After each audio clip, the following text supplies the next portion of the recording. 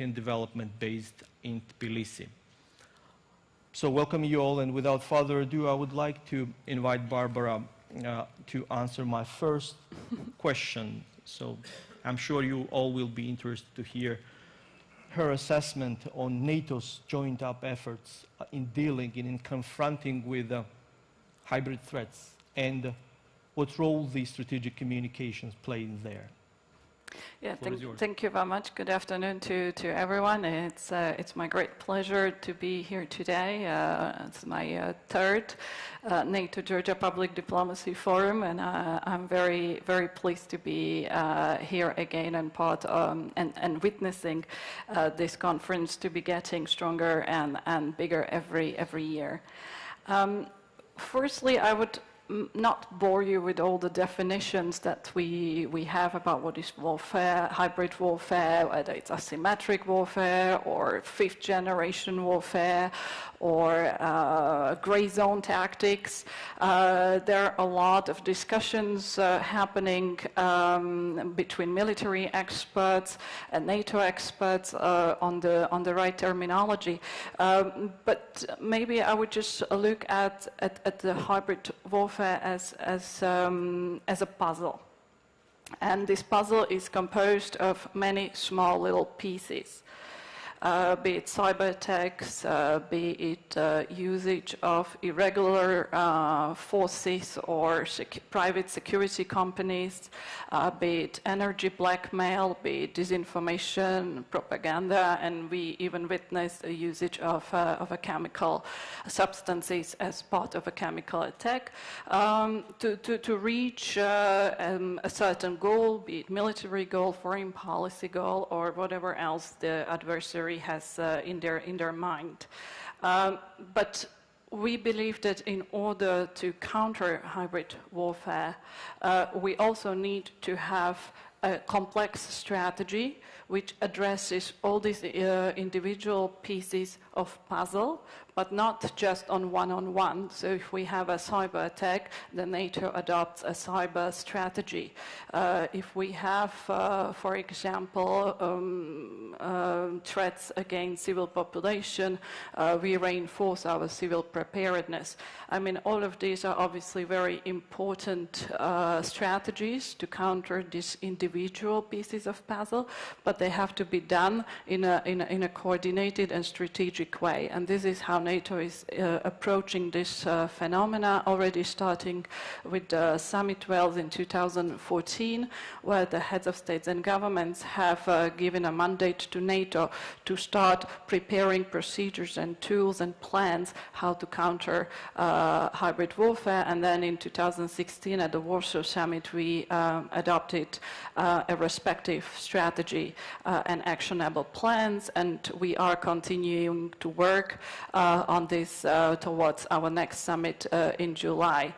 But one piece of this puzzle is disinformation and propaganda. This is something that all of us have seen and witnessed, not only in Georgia or in Ukraine, but also NATO as an institution is very often also targeted by propaganda and disinformation. And we have seen the past 2 years also many of our member states witnessing this phenomena. So NATO's response to this is to strengthen its strategic communication capabilities because a robust and well-functioning strategic communication is an important element in the fight against disinformation and propaganda. I will not go into details about what is NATO's definition of strategic communication. There are more valuable experts like Mark here that you have seen at the previous panel, Mark Leahy. But I would maybe develop this idea a little bit, how a well-functioning strategic communication in NATO's perspective can address disinformation and propaganda. First of all, I believe we need to have a proactive communication. We can't only be always reacting. Whether it's Russian so-called media outlets or some social media individuals who start spreading some misinformation or they twist the facts. We have to debunk, we have to get the record straight, but we can't always be running after the cart. We have to also put the ox in front of the cart. So in that sense, what the previous speaker, Sophia, said, having a proactive, positive narrative of who we are, what we do in support of our populations, what values we represent. This has to be first and foremost our first step in fighting disinformation. Secondly is transparency and availability of facts and information. In this regard, NATO has also done quite a lot of work in the past 2-3 years, not to say we haven't been transparent before, but particularly in the past 3 years, in light of Russian disinformation, we have created a dedicated webpage on the NATO website. We call it Setting the Record Straight. We collect the biggest myths and disinformation that are spread about us, about our allies, about our partners, and we provide factual information to counter these. We also actively engage with the journalists, with key opinion formers, with experts. If you have ever attended, for example, a NATO ministerial meeting in the headquarters, you can literally not move through the corridors because they're constantly packed with journalists from all over the world, including Russian journalists who are accredited to NATO. And we always provide press conferences, background briefings to journalists, etc., etc. The third point, which I particularly put a lot of emphasis on, is networks. What I mean by networks is to have friends. To have friends like journalists and media. To have friends from civil society who help us a lot with debunking, with looking for information in posting online. There are a lot of great organizations, be it in the NATO member states, be it across the street, so to speak, at the European Union, at the External Action Service, the EU Stratcom, East Stratcom cell, but also a lot of friends that we have elsewhere in Moldova, in Ukraine and Georgia. So these different institutions are helping us a lot in fact-checking and debunking because it takes a lot of time, a lot of effort. And in NATO, we don't have 20, 30 people sitting behind the computer the whole day just Googling and fact-checking and looking at Google satellite images. So we have friends who do it for us, so to speak. But we also are an alliance of 29 member states. And we also are an alliance which has a big network of partners. So if we put all these people together, I think we really have an effective network which we need to use and work together to be more effective, to be more stronger, so to speak. And last but not least, coordination. That's the key word. And when I'm often asked about, so what is this strategic communication thing? Like but don't tell us this definition because we don't understand it. Tell us in a simple word, what is strategy communication? And for me, it's about coordination. And especially for an organization like NATO, which is an international organization, intergovernmental organization with 29 sovereign member states, an organization that is both political and military, which has its own political and military structures. Coordination is of utmost importance. So it's about being coordinated with our narrative, with our messaging on the political level of the House, so starting from the Secretary General and the North Atlantic Council, to be in parallelly linked with our Supreme Headquarters Allied Powers Europe shape and our military head, but also with all the different commands that we have all over our territory, and going even down to the ground to our missions and operations. So to really create a Stratcom family, if you wish, within NATO and coordinate among ourselves. When we talk a little bit more about NATO's communication efforts with large, because I think it's important maybe to share a little bit what we are doing from NATO's perspective generally before going into individual countries or regions. We do realize that there is a lot of information out there. We do realize that that people are not necessarily all interested in NATO issues. We realize that majority of citizens, be it from NATO member states, but also for partners, they don't really care about issues like security and NATO and NAC and summit and all these issues. And also, as always, you know, lack of resources is always the biggest headache. So our leadership decided a couple of years ago that we really need to refocus our communication efforts. We need to sharpen it. So we adopted a British-led model, which is called OASIS. So it's about setting objectives, about identifying target audience analysis. It's about finding the right tools and the right strategies how to address these audiences, and it was already alluded in the previous panel that you need to know your audiences and whom they trust.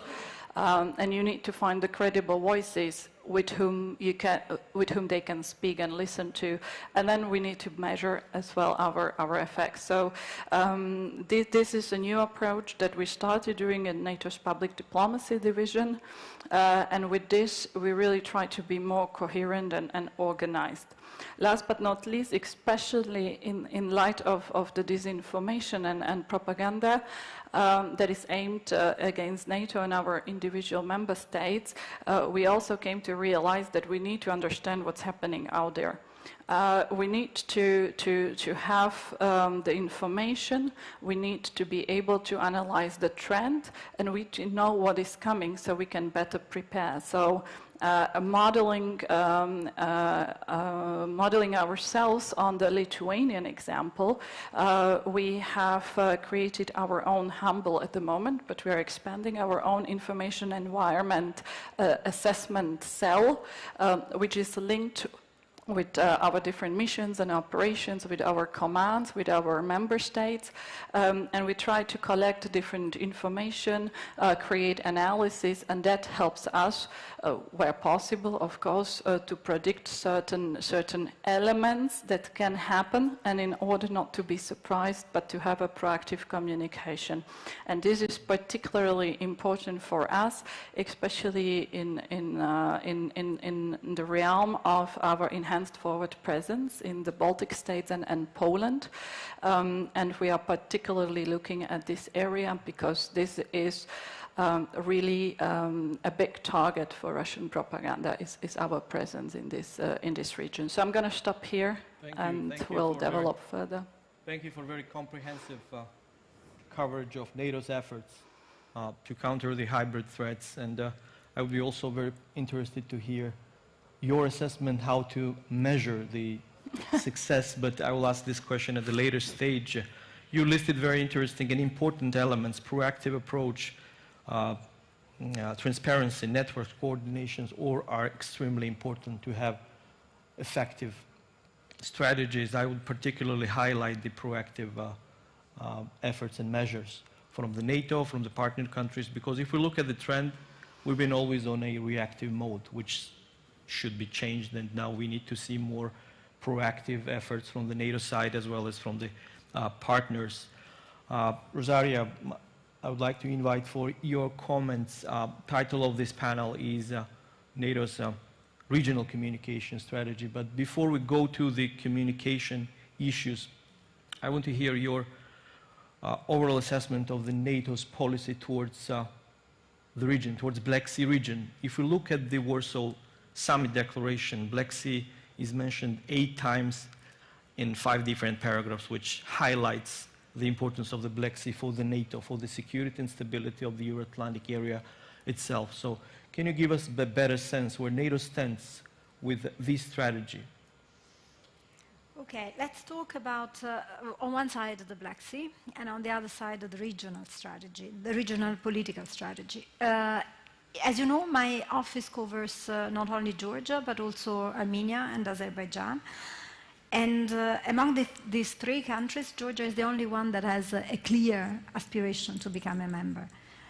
So even though, of course, there is one office, there is no one policy. The NATO policy in the region is very much dictated by the will and the interest of each individual country. What we do with Georgia, we don't do with Armenia, we don't do with Azerbaijan. So this is, NATO policies are driven by the demand of the individual member states, or partners, sorry. As far as the Black Sea, it is true that especially after the annexation of Crimea and the increased presence of Russian military forces in the Black Sea, the attention of NATO has also increased in the region on the Black Sea. And there are increased efforts to coordinate better and to create better forces that could prevent and eventually respond to possible threats in the region. I'm hopeful that we will get some clear recognition of the Georgian engagement in the Black Sea in the communiqué of the summit. But already now, I think that we can talk about a good, positive story. Georgia and NATO cooperate closely on Black Sea security. We have at least we have a number of visits of NATO countries' vessels in Georgian ports, in Batumi and in Poti. We have trainings that are taking place for the Coast Guard. Georgia is involved in the Sea Guardian operation of NATO. Next month, we are expecting the visit of the Deputy Maritime Commander of NATO. This will be the 2nd time in 6 months that he comes over. And this is, I think, a very clear indication that there is an interest and a determination to work closely together. As the Assistant Secretary General mentioned this morning, we receive security advice, information from Georgia on their security assessment on the Black Sea. This helps us a lot in getting awareness of the general security situation, and there are ways we are studying to get this cooperation even closer. Thank you. It's absolutely important to have tangible actions to strengthen the Black Sea security. And as I mentioned in my introductory remarks, so actions speak louder than the words. And in addition to the commitments of the summit declarations, we are sure that sooner I guess, we'll see some concrete actions from the NATO, from the Black Sea little states that will further strengthen the security and stability in this particular region. Levan, as defined by the North Atlantic Council, the NATO strategic communication is coordinated and appropriate use of NATO communication activities and capabilities in order to advance NATO's aims. And we all know that NATO's aims are stability, projecting stability and security in the Euro-Atlantic area. Do you think that the communication and coordination and appropriate use of these tools are enough to ensure that proper communication strategies in the region, having in mind all the threats and challenges we face currently? Thank you, and let me also express my gratitude to the organizers for having me here, and thank you, Misha, for your very kind introduction. Since you started with the definition, let me also continue with this topic as well, because I think that actually despite many years have passed since the phrase strategic communications have been coined, despite a number of papers produced on this topic and numerous strategic discussions we had over this issue, I have a feeling that there is no single agreed understanding what strategic communication actually means in real terms. And I would say that definition of the STRATCOM differ from one organization to another and also from one country to another. But what is really common for most of them is the significant emphasis made on coordination and concerted efforts. Also, since NATO is the alliance of states consolidated around main mutual interests, it is still the alliance of the countries with different challenges. And while assessing the mechanisms of NATO's policy making and NATO's planning, always raises the question whether the alliance will be capable enough to align these different interests into the coherent strategy. And I strongly believe that this question is pretty much applied to the communication strategy as well. In this regard, we should acknowledge that a number of important steps were taken by NATO over the last years, and establishment of NATO Strategic Communication Center of Excellence in Latvia is one clear and good example of progress achieved in this respect. However, I believe that quite profound challenges are still ahead, especially when it comes to coordination on the political messages. In this regard, we should also understand that it is really very important whether we manage to achieve coordination, and this issue is also directly linked to the challenges we are facing in 21st century. And I would say that NATO, as well, all of us globally have been significantly affected by the strategic change of 21st century. Because in the era of changes, in the era of security environment we are having now, it is, which is also characterized by the hybrid threats, the more we are advancing in technologies, the more coordination and more synchronized efforts are required from us. In the era of the Cold War, when the Iron Curtain still stood, making commitments was much easier, because if hostilities had commenced, it was clear that no one member would have been on the sideline.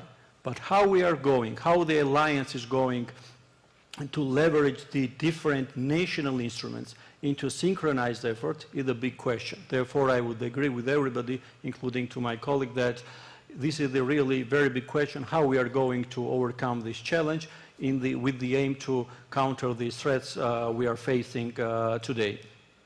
In addition to it, I think that since we are discussing NATO's communication strategy, focusing on the region, I mean mostly focusing on the eastern flank, it is very important to bear in mind two main points. The first is that it was mentioned, and I would reiterate again, that communication strategy should not be adjunct to the policy. It should be integral part of decision-making process.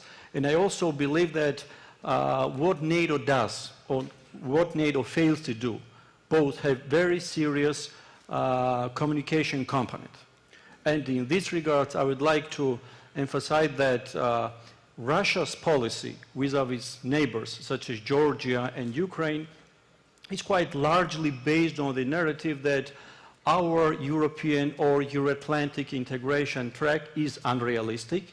And in addition to it, especially in case of Georgia, it is also dangerous due to Georgia's NATO membership aspirations, despite the fact that revising this goal by Ukraine has not saved Ukraine from being the target of aggression and from having territorial disputes with Russia. Therefore, of course, we should be realistic, and we all quite clearly understand that the decisive steps of NATO toward the region will be taken only then when the momentum will be there, and when the so-called window of opportunity will be open.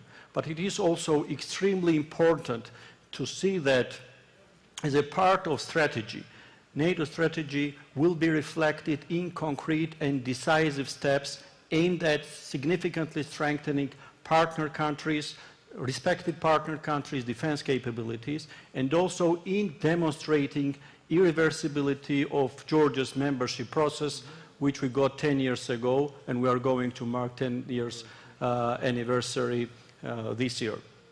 So this is very important. Otherwise, if we demonstrate that the process is led toward the stalemate, and therefore if we let Russia's narrative stand, that will negatively imply not only on Georgia's security, but it will have extremely negative implications across the security environment, across the whole Euro-Atlantic area. But moreover, if we send clear messages to Georgia, that will have strategic positive implications, because that will be a message to the whole region that if the country performs well, demonstrates and develops democratic institutions, and meets all the recommendations. These recommendations are not just merely kind recommendations, but they are the conditions. If responded properly, it is followed by quite decisive steps, bringing security and prosperity on their part of the world.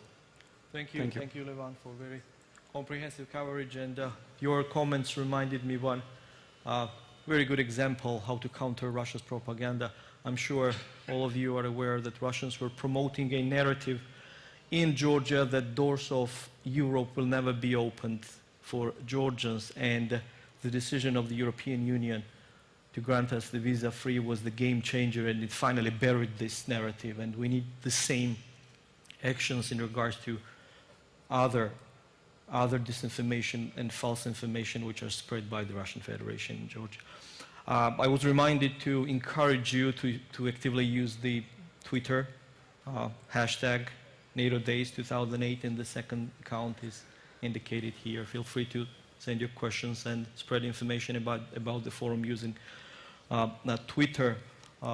We are short of time, therefore I would like to ask both Barbara and Rosaria to very briefly give us the sense how NATO helps Ukraine and how NATO helps Georgia to strengthen their national communication, strategic communication capacities, and how you're helping us to deal with the threats related to the disinformation and spreading the absurd from the Russia. Please. Sure. Yeah, thank you very much. So I am currently representing or working for the NATO Information Documentation Center in Ukraine, which is part of the NATO representation. And our office has actually been in Ukraine for almost 21 years.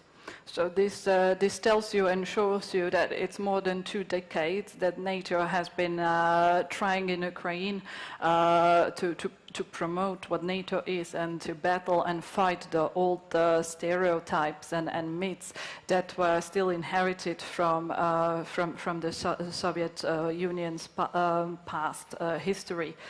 But at the same time, the 2013 and 14 events have been not only a game changer for Ukraine and Ukrainian society themselves, but also for our work there. And I'm not Ukrainian. I usually don't like to talk about events that I have not witnessed myself. But I think for you to understand where we are now, I would just a little bit dig into the events of 2014 during Euromaidan. And there are people in the audience, like Alina Frolova over there, who has been one of the key players in this area in terms of communication. Why? Because in my humble opinion, from what I read, from what I understood, one of the issues that was happening in the winter of 2014 was what I call a Russian propaganda blitzkrieg against Ukraine. And unfortunately, Ukraine was unprepared, unlike Georgia in 2008, to handle this information war that got unleashed. And it was only the brave citizens of Ukraine, the individual people, the PR experts, the communication people who said enough is enough, and they came together in March and started creating grassroots organizations such as the Ukrainian Crisis Media Center or Stop Fake or Inform Napalm and many others to actually get together and push back on the Russian disinformation, which was spreading not only towards its own citizens, but also getting the message out of what is happening in reality in Ukraine abroad. So there is a lot of work and absolute compliments that go to all these people and all these institutions for what they have done, and I would dare to say they actually saved the day for Ukraine, and they continue working, and we are very proud to be partners with them and support them till today. But this has also shown a great Achilles heel of the Ukrainian government and Ukrainian institutions, that they lacked government communications, yet alone strategic communications. And therefore, in 2015, NATO signed a strategic communications partnership roadmap with the Ukrainian government, in which we received a mandate to help to assist Ukrainian institutions to build their strategic communication system, to get better in understanding that government communication is an important function, that each and every ministry should have a well-functioning communications department, and it's not just about having a press officer who runs around and organizes a press conference for his or her minister, but it's really about having a strategy and objectives and, of proactive communication. And we are proud to say that a lot has been done in Ukraine. We work on a daily basis with many of the ministries, the Ministry of Defense, the Ministry of Information Policy, the National Guards, and a lot of other institutions, particularly in the defense and security sector reform. And within this, within the mandate we have within this roadmap, excuse me, one of the key roles that we can play, or we could play, was to facilitate the exchange of information and of experience, not only of NATO as such, but also of many of our allies and individual member states who shared their processes, their legislation, their structures of their strategic communications with Ukrainian counterparts. And this has been quite an achievement, I believe. Of course, a lot still needs to be done. We provided a lot of trainings. The NATO Center of Excellence that was mentioned here for many times on strategic communication has been one of our greatest friends in this regard. So this is really a very important part of our work. At the same time, in the Warsaw Summit in 2016, as part of our comprehensive assistance package to Ukraine, we established a so-called hybrid warfare platform. It's basically like a clearinghouse between NATO and Ukraine and our member states, where we identify jointly interesting projects or interesting topic of interest between Ukraine and us. For example, last week, I believe it was, in Vilnius, Lithuania, we had a workshop, a seminar on disinformation, and Ambassador Alias is here, who organized it. We also are now looking at more projects to be fulfilled in the fall. We also have helped through a UK trust fund on strategic communication, which is given, which is mandated for NATO headquarters, but from this trust fund we managed to help a little bit the colleagues from the Ministry of Information Policy in looking into setting up a truly functioning crisis communications system for Ukrainian institutions. And last but not least, this is something new which we started doing and we are very proud, is to put into practice what we have been hearing for the past couple of years, and that namely that Ukraine has gathered unfortunately, but it has gathered enormous experience from Russian disinformation on its own citizens, but more particularly on its own soldiers and volunteers who are fighting at the front line. These soldiers, these troops, are under constant, I would call it almost psychological operations activities by Russia.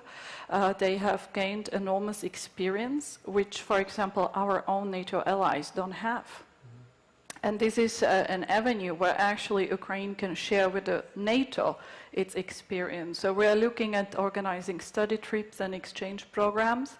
And we did the first study trip 2 weeks ago with a couple of representatives from different institutions and allied bodies up to, into the terrain, into the front lines with the Ministry of Defense of Ukraine, and it was a very successful and interesting event. We got really useful survey feedback, and we are looking at expanding this sort of practical exchange as well. So not just talking, as someone said, not just talking, but also doing something about it. That's how it should be, definitely. Rosaria. Thank you. We also have quite a number of things to be proud of. First of all, we have strategic communication experts supported by the United Kingdom, who's working as part of one of the initiatives of the SNGP.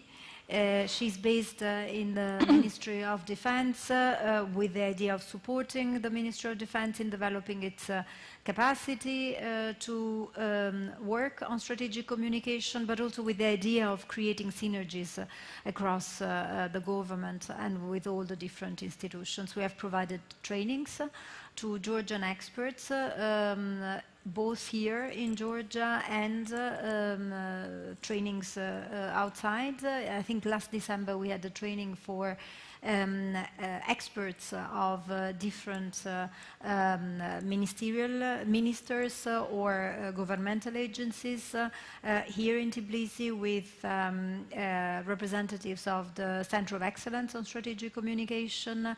As I said, we invite often Stratcom personnel to Brussels, and there are a lot of efforts on a bilateral basis. Again, the UK plays a very important role. The United States has just launched a very big project. But I mean, in terms of also what you were saying before, that words are not deeds, I also wanted to say that actually words can be deeds if they provide enough information about the deeds that are being carried out. But the question is that, I mean, NATO is doing a lot in Georgia, and sometimes not everyone is completely aware of what is happening. I mean, not everyone is aware of the wide range of tools and opportunities and all the changes that have taken place thanks to the tight and close cooperation that has been taking place over the last years. That's why, I mean, we've been very supportive of the NATO Georgia Days. I mean, I've myself traveled to a number of different regions. I was in Lagodehi on Friday, I was in Senaki. Most of my staff also has been traveling around. We feel that it is very important to talk with everyday people. We spoke with teachers, with local administrators, with students, not with the idea of actually doing any propaganda, but to inform them, to give them the instruments to be able then to contrast propaganda or counter-information. I mean, if you have information, factual information on things that are going on, then you can also you are enabled to ask yourself, is this true when you get information coming from the outside? Should I take it as as a true piece of information. So, I mean, it has been instructive for us, but I think it has been important for the people as well, and that's why we have been engaging. I also want to say that we do have a lot of activities here in Tbilisi. We work a lot with NGOs, especially to work to use them as a bridge, if you want, with minority communities, with communities that do not have access to a lot of information about what is going on. We have our Facebook page, so we also try to be very proactive, trying to talk primarily with the people who have less knowledge about what is going on. We use a lot the NDI data survey information to identify the target audience. And of course, I mean, we use the OASIS approach that Barbara mentioned before, identifying objects, audiences, strategies, and define an implementation. So, thank you for all of the efforts, and NATO particularly. You mentioned the SNGP, and strategic communication is a part of the SNGP package, but there are also other key elements which. The first thing which came to my mind is NATO Georgia Joint Training and Evaluation Center, which is a tangible, feasible thing, and the proper message tailored to this infrastructure, it gets a lot of traction in Georgia and outside of Georgia. Levan, very briefly, can you talk about the role of the civil society organizations in confronting the threats that comes from the Russia, especially the disinformation? So what should be the role of the civil society? I see here my good friends who tirelessly fight with the Russian propaganda. So can you give us your sense on that?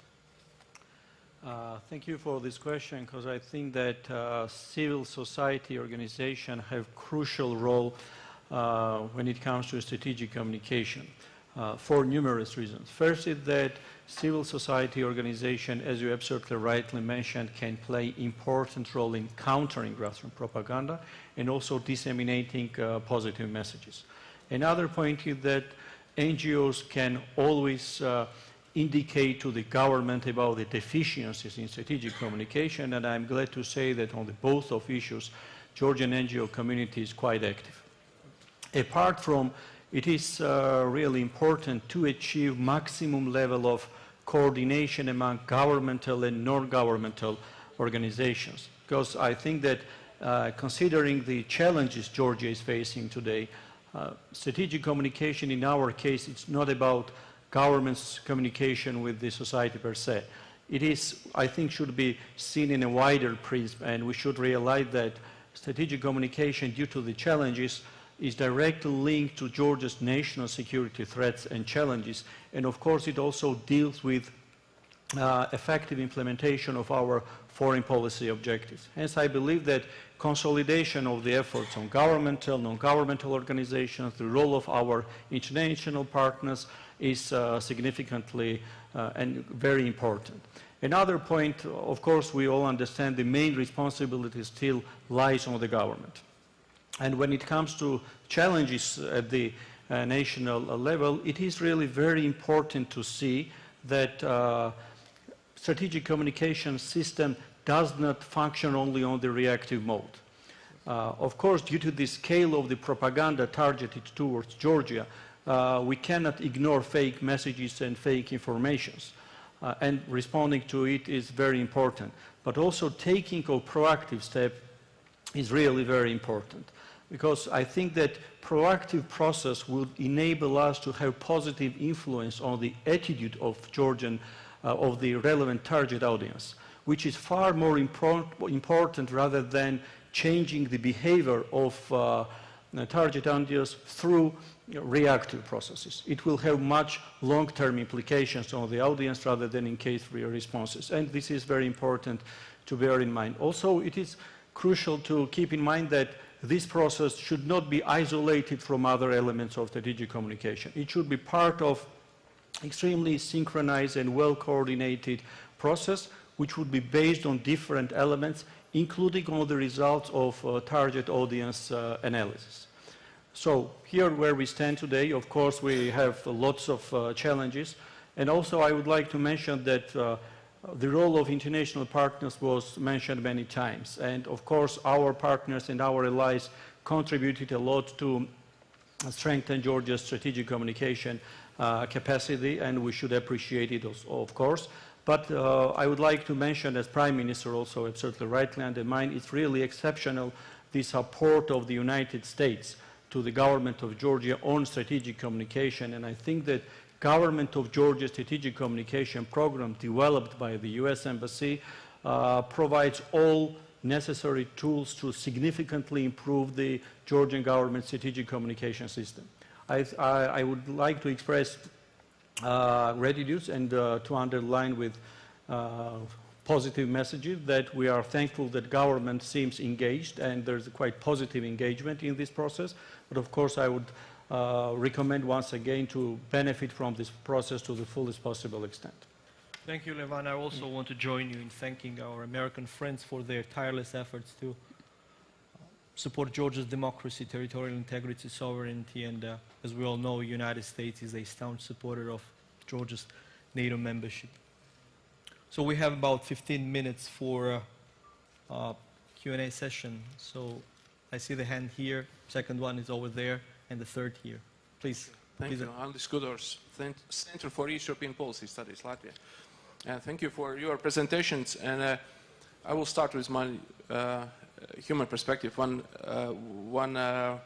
interesting event was in Riga, and I was tested by one Stratcom specialist.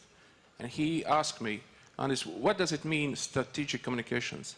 And I start to explain about process, about organizational process, target groups, etc., which is correct one, but that is part of strategic communications. And he said me, when you think or if you are making speech about strategic communications, always, and especially if you will try to implement strategic communications, think about goal.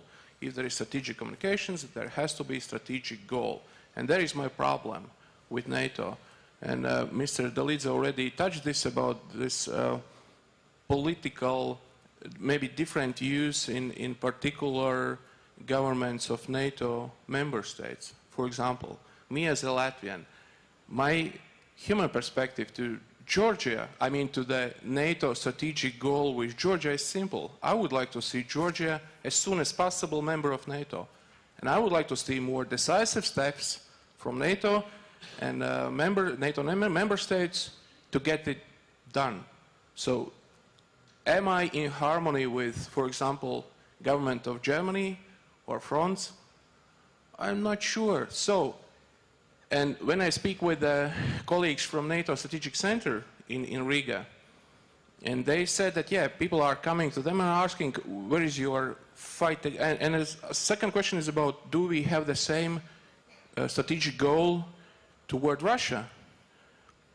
Are all NATO member states seeing strategic goal with Russia the same? I'm not sure.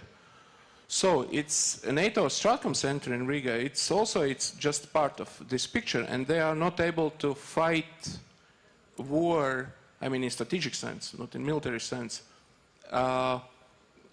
instead of all governments do.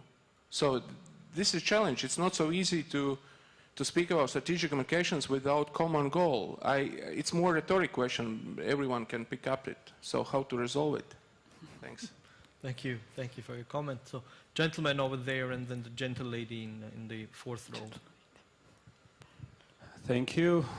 I'm Georgi Oniani from Transparency International, Georgia. Thank you for brilliant presentations. My question goes to Ms. Maronkova.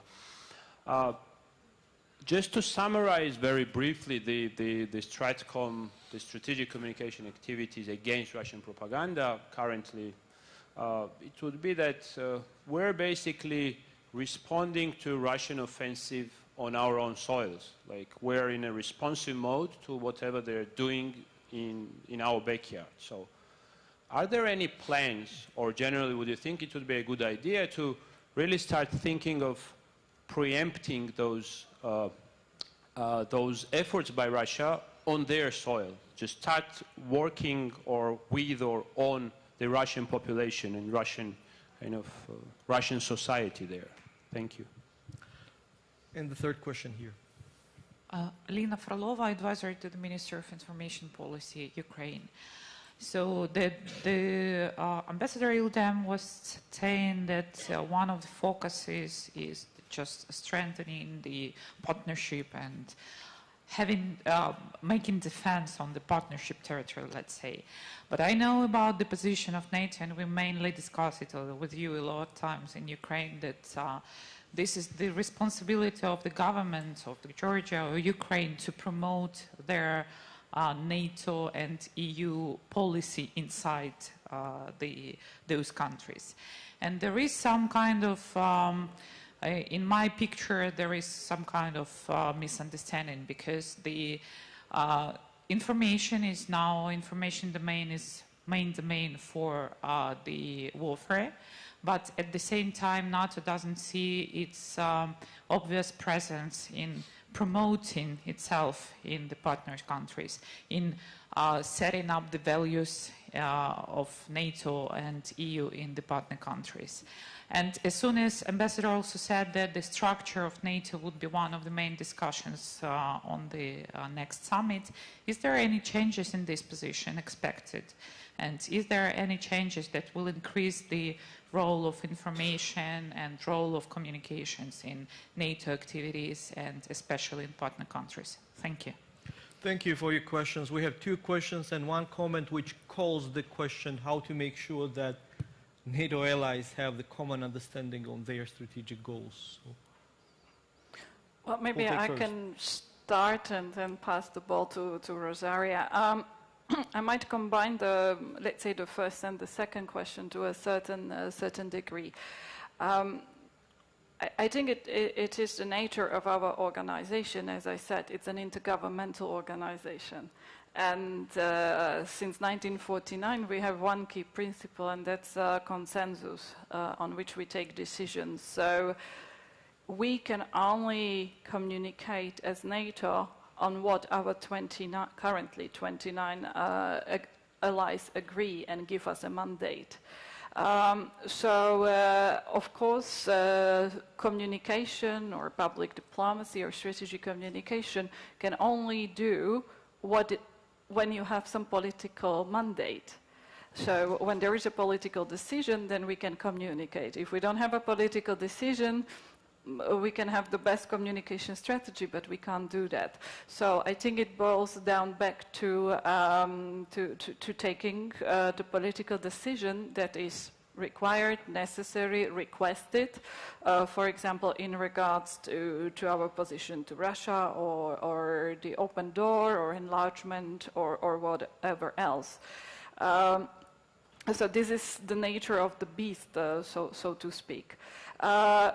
At the next summit in July, and Ambassador Ildam already touched on it this morning, but one of the big topics that we expect will be discussed is exactly our continued or changed or slightly amended strategy towards Russia.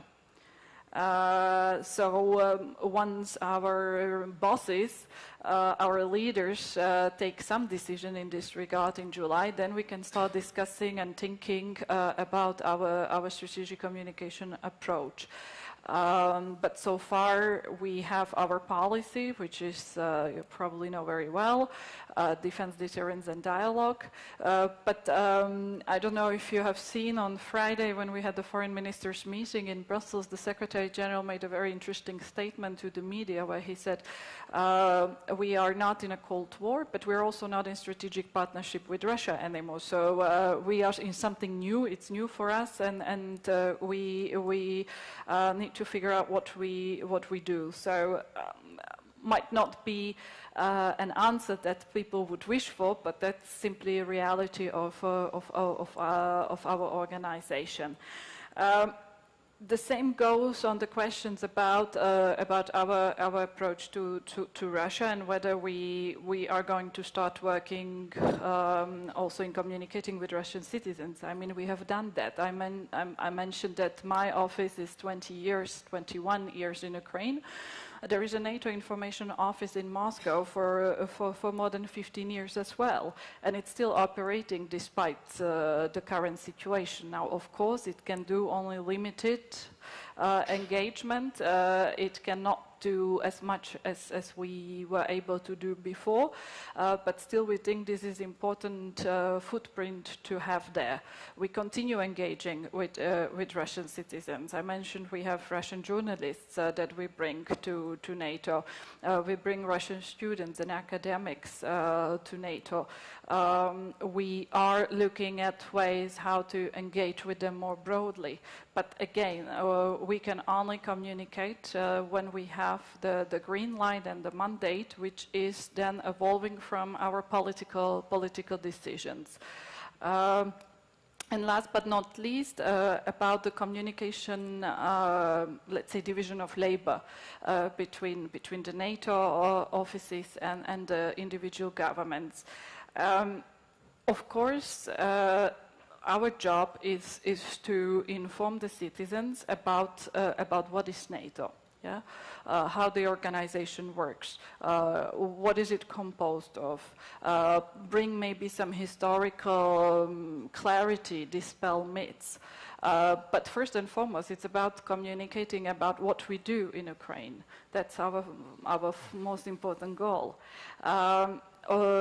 While at the same time, if a country decides to go for NATO membership, it declares its aspirations, then we believe it is the responsibility of the national government, because it cannot be me as a NATO official going around Ukrainian cities and schools telling the Ukrainian people that joining NATO is a good thing.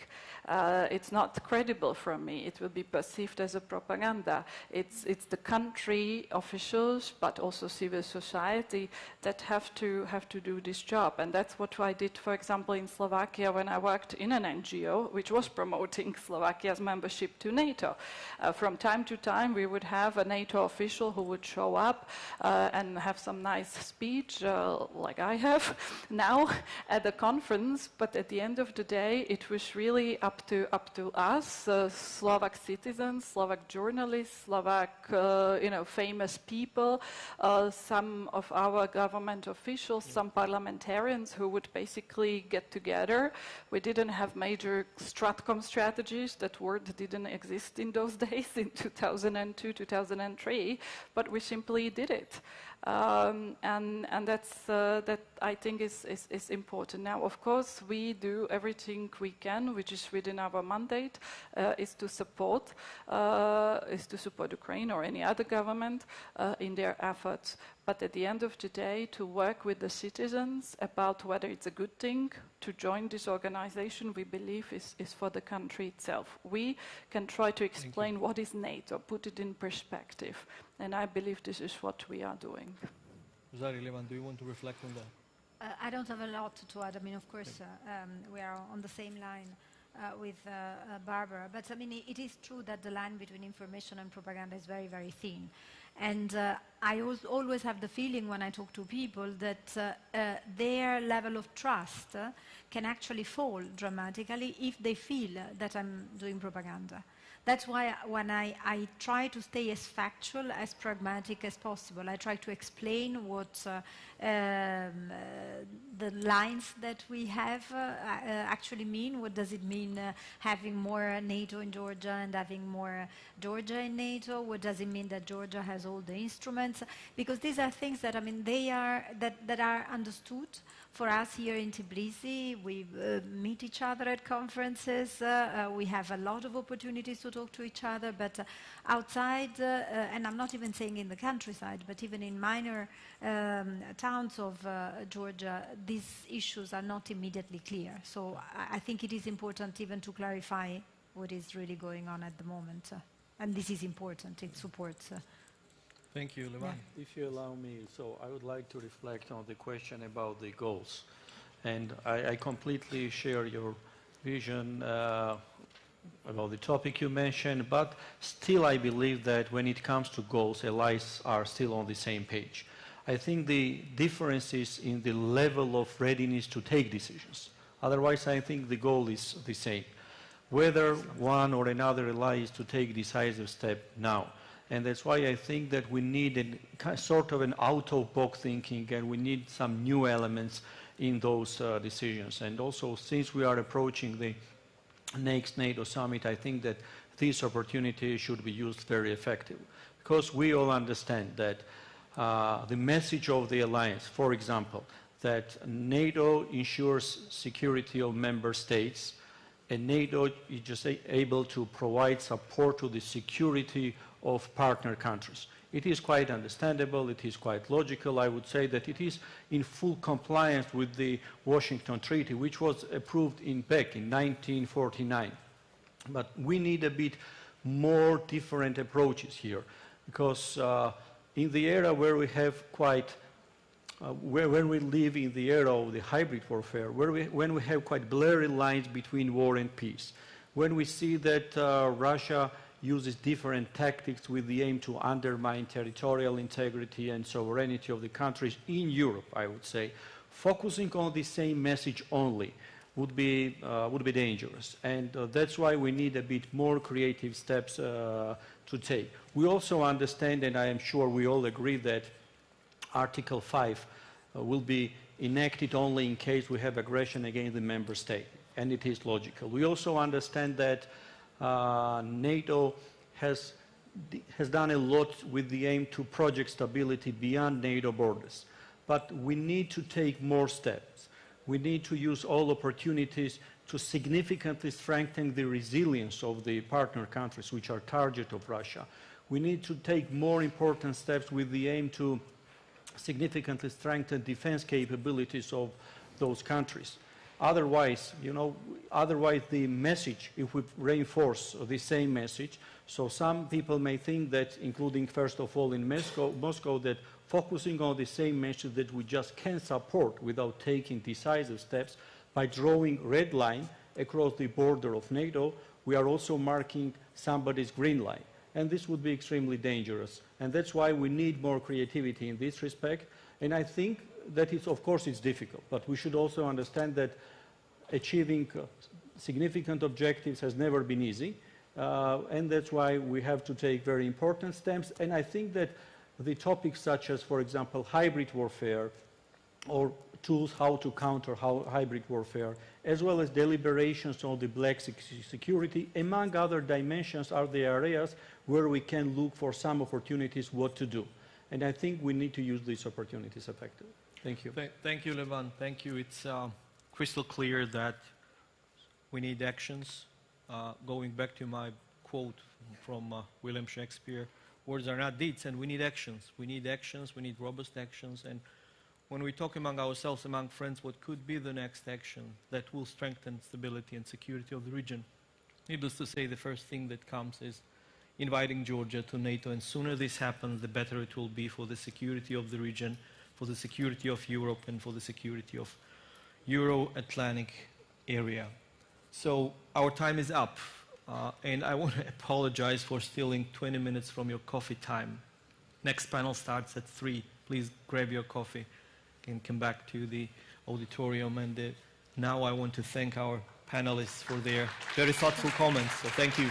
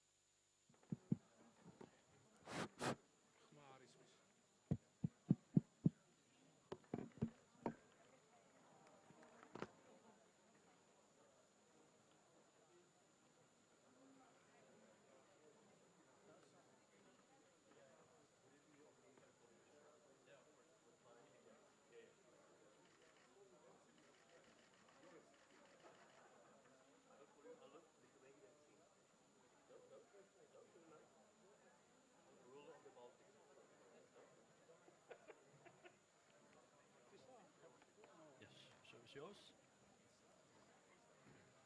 Okay.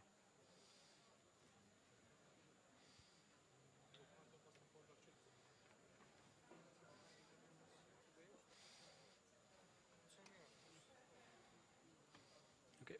So this is your microphone, sir? Yeah, yeah. You'll be using it.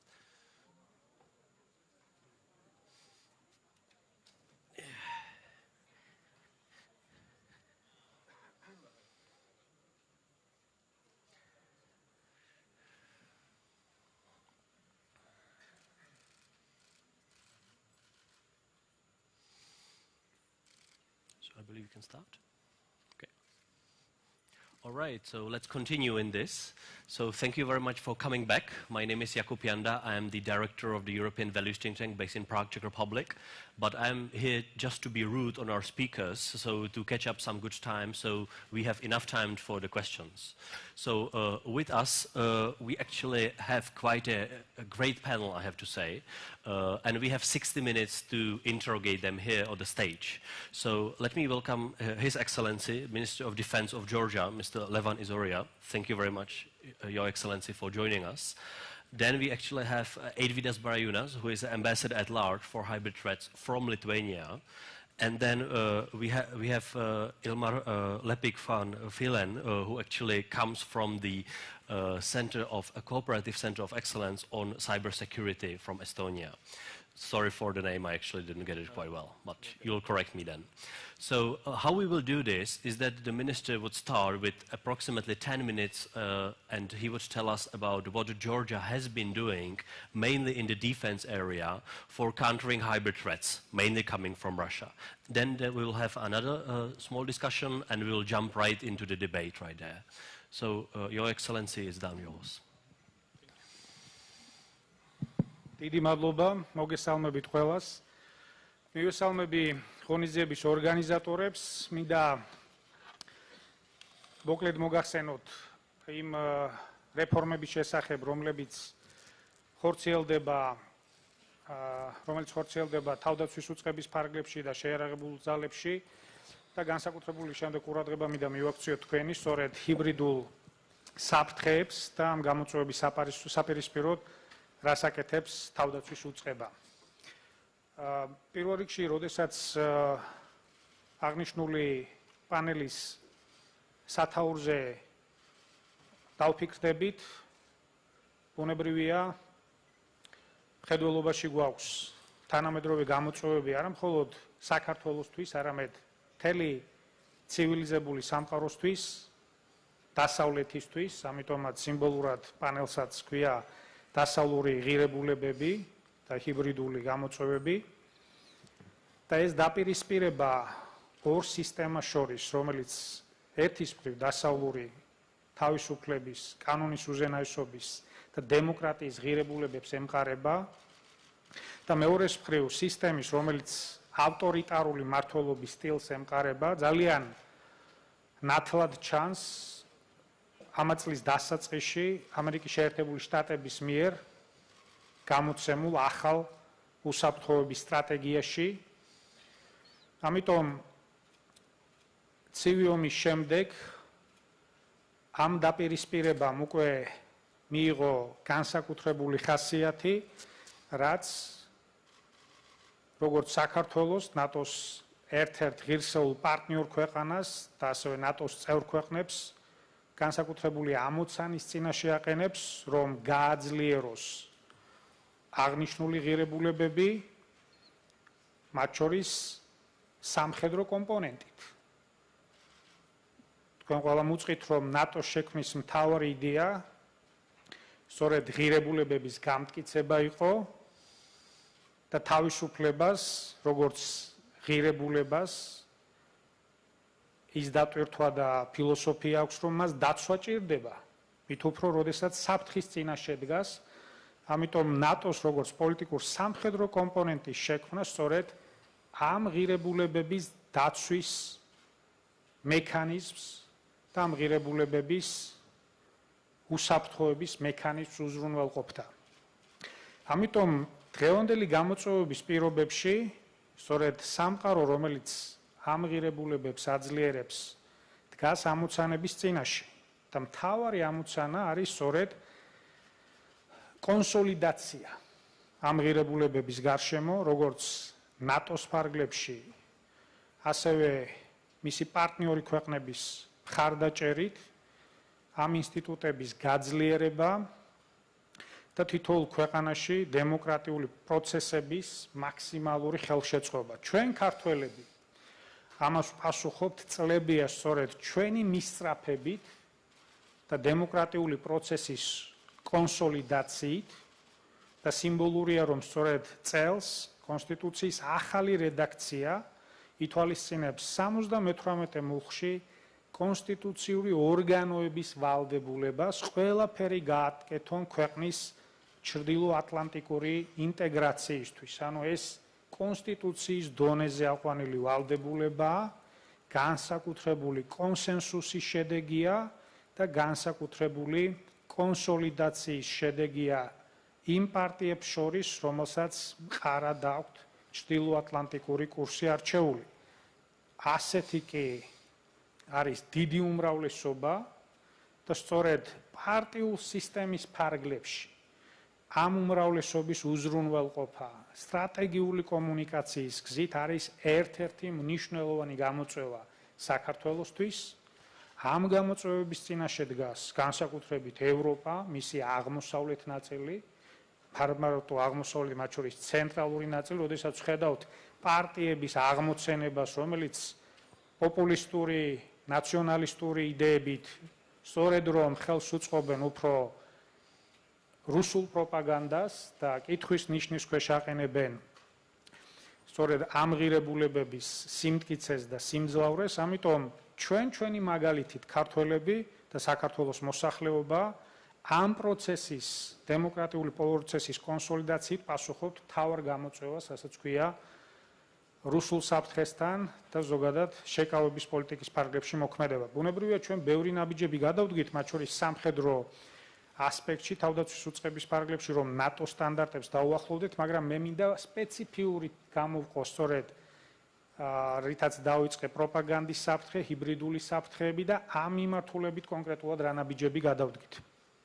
ჩვენ მოქმედებთ საერთო სტრატეგიის ფარგლებში, რომელიც მთავრობამ 2017-20 წლის ფარგლებში მიიღო სტრატეგიული კომუნიკაციების სტრატეგიაზე საუბარი და ამ ფარგლებში უკვე გვაქვს კონკრეტული ინიციატივები, კერძოდ აღნიშნავდი ჩვენ სტრატეგიულ დოკუმენტში, კერძოდ სტრატეგიული მიმოხილვის დოკუმენტში გაჟღერებულ მთავარ კონცეფციას, რომელიც ტოტალური თავდაცვის კონცეფციით არის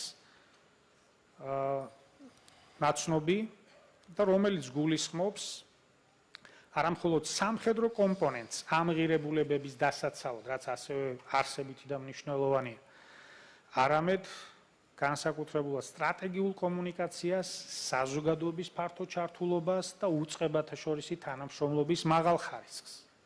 რა პრაქტიკული ნაბიჯები გადავდგით ამ მიმართულებით? პირველი, ჩვენ სწორედ თქვენს ქვეყნებთან აქტიური თანამშრომლობით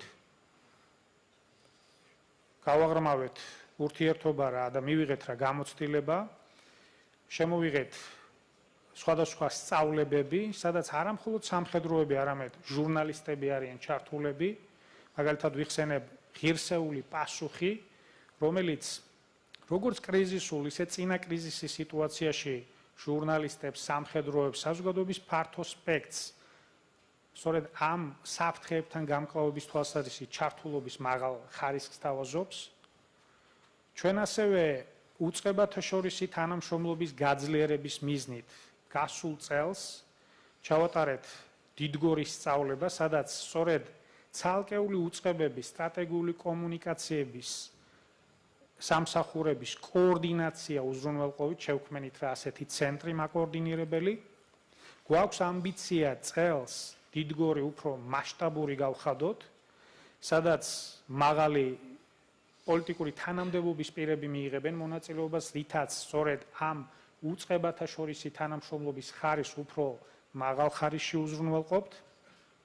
ასევე ჩვენ სულ რაღაც 2 კვირა დავიწყეთ აქტიურობა სკოლებში, კერძოდ პროექტით, რომელსაც ქვია ჩვენი ჯარისკაცი, რითაც პრაქტიკულად უზრუნველყოფთ მოზარდ თაობასთან ჩვენ სტრატეგიულ კომუნიკაციას, რათა მათ მეტი ინფორმაცია მივაწოდოთ, როგორც ჩვენ შეერაღებულ ძალებზე, ჩვენს კონტრიბუციაზე წლების განმავლობაში ნატოს ფარგლებში, ისე ჩვენი ნატოსთან გაწევრიანების პერსპექტივაზე და აუცილებლობაზე, რაც ასევე სწორედ ფართო საზოგადოებისთვის ნატოს მნიშვნელობის დასავლური ღირებულებების გადაცემის და მათი დაცვის კონტექსტშია განპირობებული და ჩვენ გვაქვს ამბიცია, რომ სექტემბრიდან საგანი, რომელთაც დღეს პილოტ პროექტის საგნის წარდგით მოზარდების წინაშე იყოს არჩევითი, ხოლო შემდგომ წლებში სავალდებულო. ამას განსაკუთრებული გამოცდილებაც სჭირდება და ჩვენ გვინდა თქვენთან ეს გამოცდილება, მათ შორის ფინეთთანაც მივიღოთ, ფინეთისგანაც, რათა ეს კომუნიკაცია იყოს საინტერესო მოზარდი თაობებისთვის. ასევე, როდესაც საუბრობ ტოტალურ თავდაცვაზე, წელს ვიწყებთ რეზერვის ახალი კონცეფციის ამოქმედებას, რათა სწორედ როგორც აქტიური რეზერვის სახით საზოგადოების ფართო ჩართულობა, ისე განსაკუთრებით სამობილიზაციო რეზერვის სახით იყოს მაღალ დონეზე უზრუნველყოფილი და ამას ყველაფერს ვამბობ არა მხოლოდ სამხედრო კომპონენტის უზრუნველყოფისთვის, არამედ სწორედ სამოქალაქო საინფორმაციო კომპონენტების ჭრილში და მათ კომბინაციაში და სწორედ ტოტალური, ანუ საყოველთაო მიდგომა, როგორც უწყებათა შორისი, ისე საზოგადოების ფართო ჩართულობით პასუხობს სწორედ ამ საყოველთაო გამოწვევებზე, რომელიც შეიძლება იყოს საინფორმაციო ველზე, არაკონვენციური სხვა ველზე, ამ ყველა ოპერატიულ დონეზე, ოპერატიულ სიბრტყეში ჩვენს თანაზომიერ და მზა პასუხის გაცემას. ამიტომ ჩვენთვის სწორედ ტოტალური თავდაცვის კონცეფცია არის ერთ-ერთი ამოსავალი ჰიბრიდულ საფრთხეებთან გამკლავების თვალსაზრისით, რაც საბოლოო ჯამში უზრუნველყოფს ჩვენი ქვეყნის მდგრადობის გამტკიცებას. ჩვენ სამი მთავარი პრინციპი გამოვყავით, როდესაც რეფორმებზე ვსაუბრობ თავდაცვაში. პირველი ეს არის ნატოს მიერ განსაზღვრული შეკავების პოლიტიკა და მზადყოფნის პოლიტიკა. მეორე მდგრადობის უზრუნველყოფა და რასაკვირველია ჩვენი თავსებადობა ნატოსთან, როგორც ასპირანტი ქვეყნის ჩვენი რეფორმებით. მდგრადობის ნაწილში სწორედ ტოტალურ თავდაცვას ერთ-ერთი ცენტრალური მნიშვნელობა აქვს, რამაც სწორედ საფრთხეების შემთხვევაში შესაძლებლობა უნდა მოქცეს საკუთარი შესაძლებლობების აღდგენის და თითოეული მოქალაქის პასუხისმგებლობის გაზიარების. ეს არ არის მხოლოდ უწყების ვალდებულება, ეს არ არის მხოლოდ მით უფრო ერთი სამინისტროს ვალდებულება, ეს არის ფართო საზოგადოების ვალდებულება, მით უფრო ცალკეული მოქალაქის პასუხისმგებლობა. ამიტომ ჩვენი აქტივობები, რომელიც მიმართულია როგორც სამხედრო სფეროში, ისე საზოგადოების ფართო ჩართულობით, ისე სკოლებში ჩვენი ვიზიტებით და მომავალში ამ სპექტრის უფრო გაფართოებით ემსახურება სწორედ თითოეული მოქალაქის ცნობიერებაში და გულში ამ თავარი გზავნილის მიტანას, რასაც ქვია დასავლური ღირებულებები, რომელიც მის ღირსეულ არსებობას უზრუნველყოფს.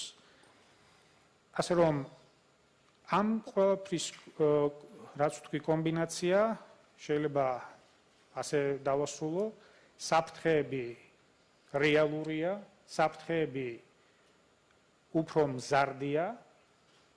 ეს ჩვენ გათვითცნობიერებული გვაქვს ჯერ კიდევ 90-იანი წლებიდან საბჭოთა კავშირის დაშლიდან, მათ შორის ჰიბრიდული საფრთხეების ყველა კომპონენტი, რომელიც დღეს ევროპისთვის არის მათ შორის პოპულიზმის ელემენტები, მათ შორის რუსული გავლენის ელემენტები, როგორც სამხედრო ისე არასამხედრო კუთხით.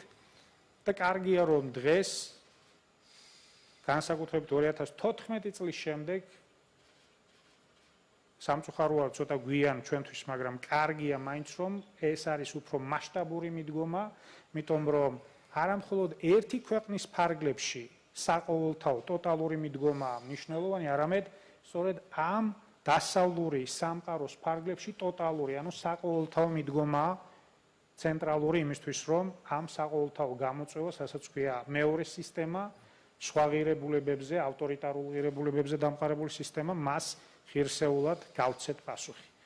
ეს მინდოდა პატარა შესავლის სახით, დროში ვარ შეზღუდული და შესაბამისად მე კითხვა-პასუხის რეჟიმში უფრო მეც ინფორმაციას მოგაწვდით. მადლობთ.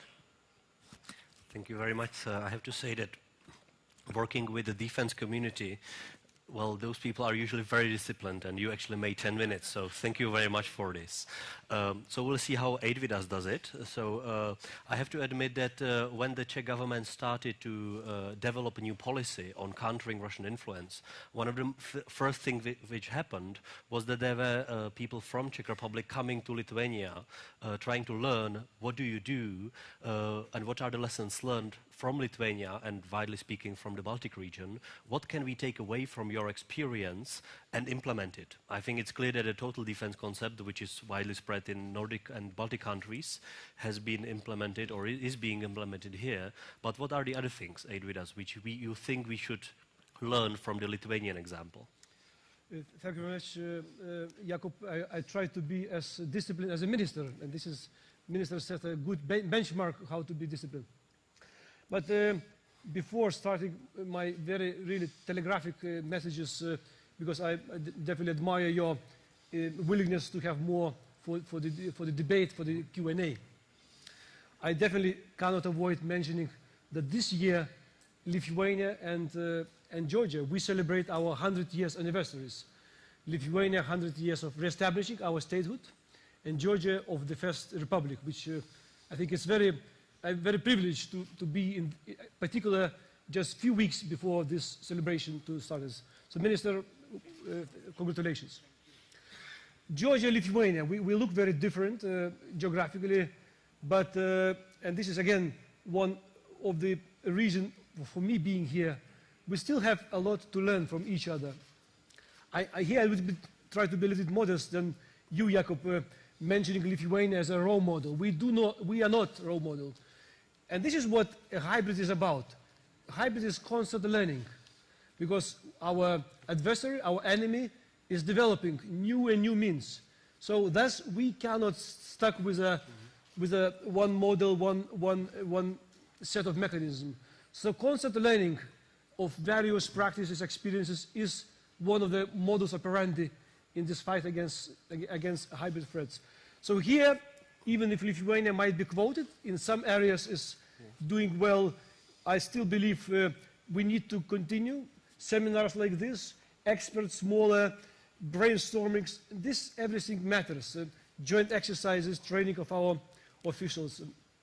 Secondly, and that was my reason for me before lunch asking question to the panel before lunch, whether are we doing well as a Western community. So very much along the line of what was responded. We're doing well, but not enough. That's why I still believe countries like Lithuania, Georgia, Czech Republic, Estonia continue to push forward NATO EU to do more.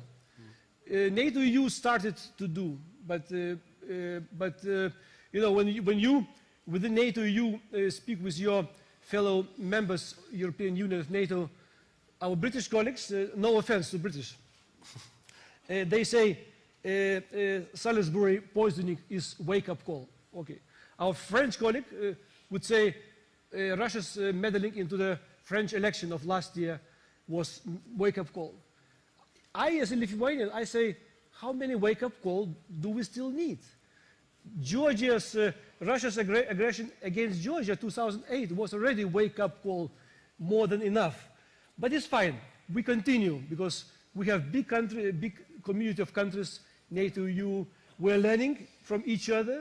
And that is why, as I said, it's important for countries like Lithuania and Georgia, which are on the front line, to continue to share experiences, to tell to our friends from Western Europe, from old Europe, what are at stake, what are the Russians' methods, how they are using our vulnerabilities, be it societal or national minorities.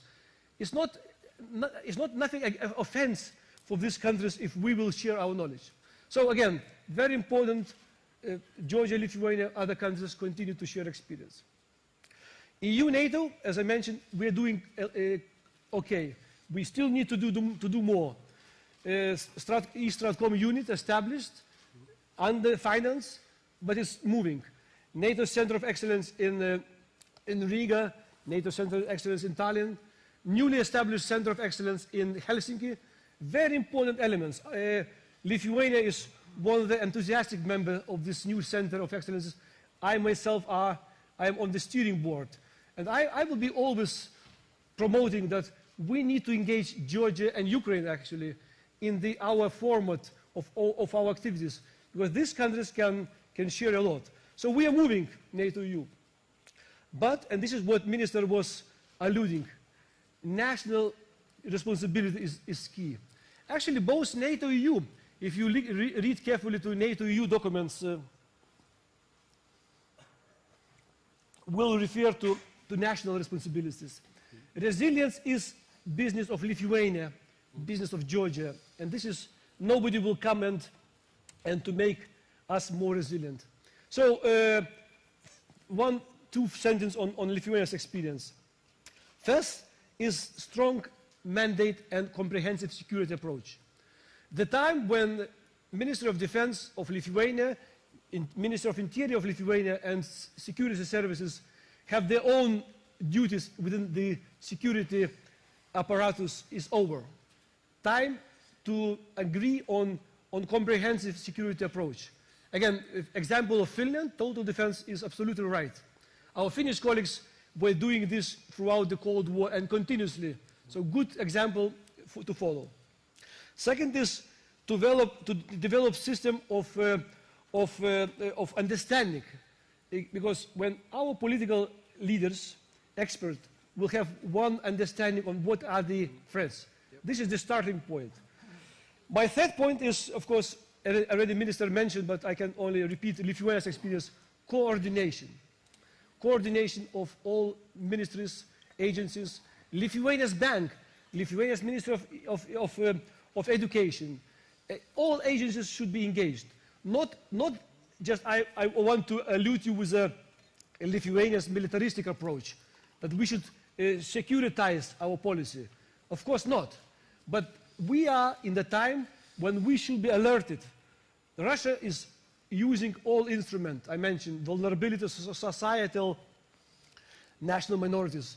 So we should be all engaged in this, in this coordination loop.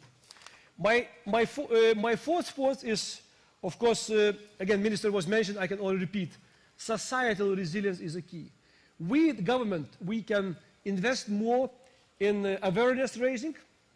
We can invest more in establishing Stratcom units. And again, Jakub was alluding to Lithuania's good example of our Lithuanian army Stratcom, one of the best.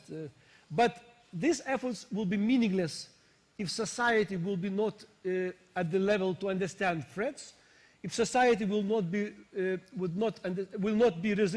resistible. So investing into the education, teaching, lessons learned, sharing, and seminars.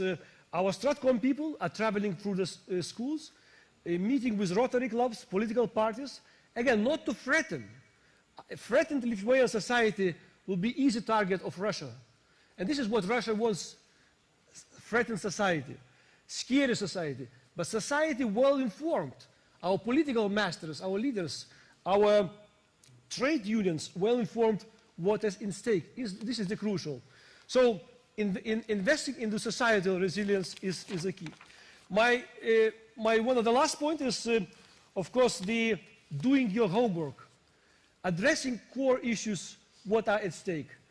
Lithuania's Polish relations, we are not perfect. There are still lesson learned, homeworks to do for Lithuanian government to integrate national minority, Polish national minority in Lithuania, to support them into the full-fledged integration life of Lithuania. Because it's not because of Russia, but Russia is using this. Social various social inequality. Again, we as a country still developing, there are still many issues where Russia is using. This is our homework. It's not because of Russia. It is because of us being more resilient. We need to resolve these issues. Corruption. When I meet my fellow Georgian and Ukrainian friends, I tell, corruption is problem. We are not as well perfect. We're still doing our steps. But Russia is using corruption. And this is easier. You need to start not actions against Russia, but simply tackle problems. And my final points would be eager to share, if the interest is legal legislation. You need to start to reviewing your legal system. And I just, before lunch, met with the chairman of National Defense Commission of the Georgian Parliament. I said, look, this is what you should, as a parliament, should do in order to start reviewing your law, be it on how to deal with the media, be it with adapting your law to this hybrid scenario, because Minister was absolutely right. The scenario is much broader than the defense, so you need to adapt. So this is probably a few lessons learned where I, with my disciplined, hopefully, Jakub, manner, answer to your question. Thank you. Thank you very much, Avidas. Just to add one point on the legal mechanisms. When the Czech government did a national security review or audit, one of the things which we have looked into was what are the ways how Russia could potentially get a TV license for RT, which a Lithuanian Minister of Foreign Affairs calls Russia yesterday. But this is actually something what we looked into, and it doesn't have to be just legislative changes. It could be sub-legal measures as well. So it could make it almost impossible for RT to get a TV license in your country if you look for the legal tools how to prevent it potentially. And we know they tried in Hungary, for example. Now they got it in France. So we'll discuss it later. But could we move for Ilmar, actually, to look into what is the role of the Center of Excellence sitting in Tallinn, actually, looking into the cyber domain. So what is the role, what are you bringing to the table in this debate? Well, first of all, let me also congratulate on Georgia soon becoming 100, not only Lithuania, but also Estonia became on the 24th of February 100 years old. And I think all the Baltic nations and Georgia have to continue on the same hard work that we've done so far. But I'll talk more from a cyber perspective. Back in 2007, Estonia, the Estonian government decided to move an old Soviet monument from the city center to a military cemetery. And this opportunity was used by Russia to create havoc around the city. And at the same time, Estonia suddenly experienced large-scale DDoS attacks. And there, Estonia had the opportunity to either hide it, to say this is just a technical glitch, which some at that time said that that would be the good option. But Estonia decided to be transparent, to declare officially we are in a large-scale cyber attack. We need to deal with it. But although Estonia declared that we are under a cyber attack, we didn't escalate the situation, which was probably one of the aims that the attacker wished for. Therefore, as Estonia and Georgia are quite similar in size and like-mindedness, both are ancient people with ancient cultures, languages, and as Estonia is such a small nation, everybody knows everybody, especially in the IT sector, and so therefore we had a great opportunity then that very quickly to gather all the relevant people together and start defending. And we went on as business as usual. Although the country was on a large-scale attack, the group of people managed to keep the necessary governmental servers and computers running, all the company computers, banking. So we didn't escalate the situation, we fought it, and after 3 weeks, suddenly the attacks died off. And of course, as you know, in a year, we could see the same thing in Georgia in 2008 during the war. And this was the first time where we saw kinetic attacks together with cyber attacks, hence hybrid warfare. And in the future, I mean, this will probably be the path where we can't look at one domain by itself, but we have to consider hybrid and cyber in unison next to each other. And what Estonia has done, one of the reasons why Estonia has managed to become a leading nation in the world in cyber defense is because when Estonia became re-independent in 1991, tough and brave political decisions were made to shift everything 180 degrees from east to west, to skip all the current technology, or what back then it was faxes, pagers, checkbooks.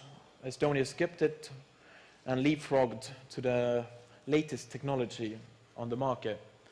And on a governmental level, decided that it's very important to stay ahead of the game. And after 2008, when the NATO Cyber Center was established, the Cyber Center in Estonia has been beating the cyber drum. We've been saying each year that to all the nations, companies, that you have to deal with cyber defense issues. But as my partner in the panel said, used the term wake-up call. All the nations have been pushing the alarm bells have been going off, but the nations have been pushing the snooze button. As well, we saw the attacks in Estonia 2007, Georgia in 2008, Ukraine in 2014, and so on. And I would say only in the last few years, after the cyber attacks have also moved from nations to bigger companies like the Maersk attack and WannaCry, NotPetya attacks. Only in the last few years, nations have started to take cyber very seriously. And in the Cyber Center, we've seen a great increase of members, of nations who want to become members of our center. And I think this is also something for Georgia. I mean, Georgia, as a similar size nation to Estonia, can use this its size for flexibility, to create cyber as a niche issue, push as far ahead as possible, and a nation has to combine all different aspects, not only government, but also military, companies, private people. So I mean, because I mean, if 80 or 90% of attacks would disappear if nations and private people would use proper cyber hygiene, and also in case a nation becomes under attack, it's important that all different sides are up to date and know what to do. And last but not least, I would mention last year when Estonia was hosting the EU presidency, then Estonia decided to do this EU Cybrid exercise, which combines both cyber and hybrid, where we invited the European EU defense ministers to Tallinn, Estonia, to play out a cyber defense exercise, where we all put them in one room and played out a large-scale attack against the nations, and then they had to make decisions. And not only technical decisions, but also legal, strategical, political, social, And that's also one of my messages, that cyber and hybrid it's not purely technical, but again covers all of these issues that have to be played through in order to deter any kinds of attacks. Very well, thank you very much for the experience.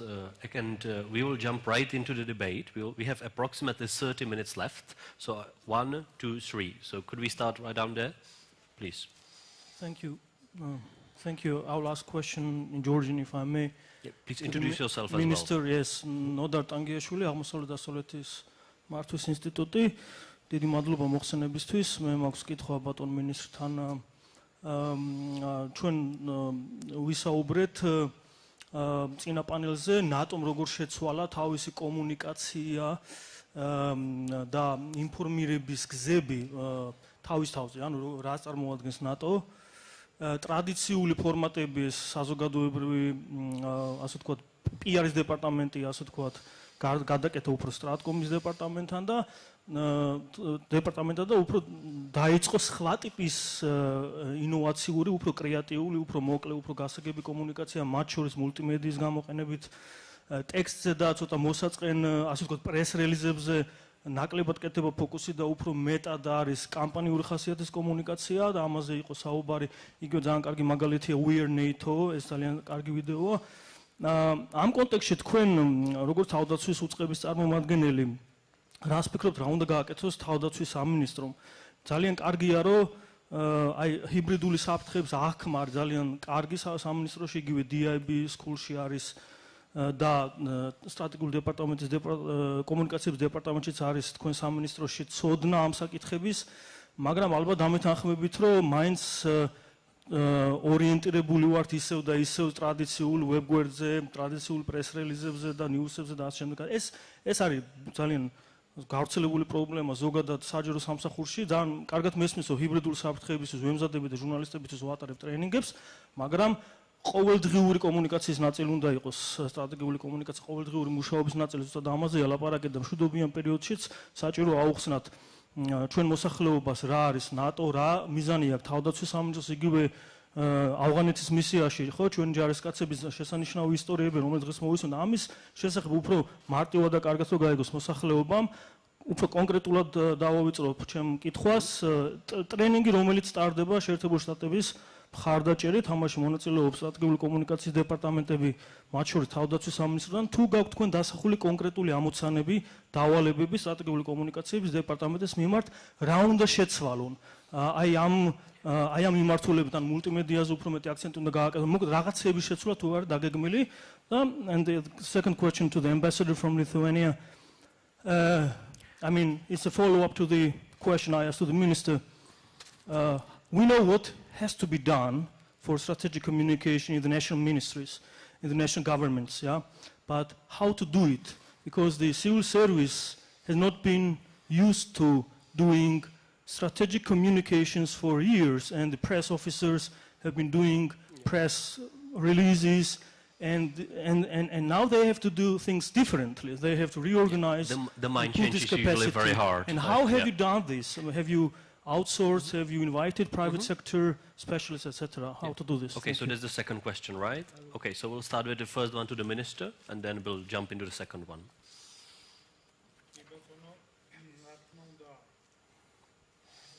თქვენ განსაკუთრებულად ხაზი გაუსვით ფორმას, ინოვაციურს, რითაც ჩვენ მეტად შევძლებთ დავაინტერესოთ საზოგადოება, მეტად აღქმადი, გასაგები და მოტივაციის მიმცემი იყოს ინტეგრაციის პროცესი თითოეულისთვის. დავიწყოთ იმით, რომ სულ 2 წელია, რაც თავდაცვის ინსტიტუციური აღმშენებლობის სკოლა არსებობს და საკმაოდ წარმატებულად ახორციელებს ამ ფუნქციას, რასაც ქვია ნატოზე, ზოგადად ჩვენს თანამშრომლობაზე, როგორც ნატოს ფარგლებში, ისე ჩვენ სტრატეგიულ პარტნიორებთან თანამშრომლობაზე და მის მნიშვნელობაზე ინფორმაცია მიაწოდოს საზოგადოებას. მე მინდა სიამაყით აღვნიშნო, რომ წლიურ ანგარიში, ნატოს წლიურ ანგარიში კონკრეტულად ციფრებიც კი არის გაჟღერებული, დაახლოებით 1700 ასეთი ღონისძიება ჩატარდა და განსაკუთრებულად გამოვყოფდი რეგიონალურ ასპექტს, ასე რომ ამ მიმართულებით ბუნებრივია მუშაობას გავაგრძელებთ და მათ შორის ინოვაციური ფორმების დახვეწაზეც ბუნებრივია მაქსიმალურ ყურადღებას გავამახვილებთ. მეორე ჩვენი ინიციატივა, რომელიც თავში ვახსენე, გახლავთ სკოლაში ვიზიტები, რაც სრულიად ახალი და უპრეცედენტოა, როდესაც ჯარისკაცი უშუალოდ მიდის და ყვება, სხვათა შორის აი ფორმაზე გამახსენდა, თავის ისტორიებს თუ რატო გადაწყვიტა ემსახუროს ქართულ შეერაღებულ ძალებს, რომელსაც აღნიშნავ დღეს განსაკუთრებით აქვს იუბილე, ულოცავ კიდევ ერთხელ გენერალს და მთლიანად შეერაღებულ ძალებს 27 წლის იუბილეს. ანუ თითოეული ჯარისკაცი ჩვენთვის არის, გვინდა ვაქციოთ ასევე ამ მოტივატორად.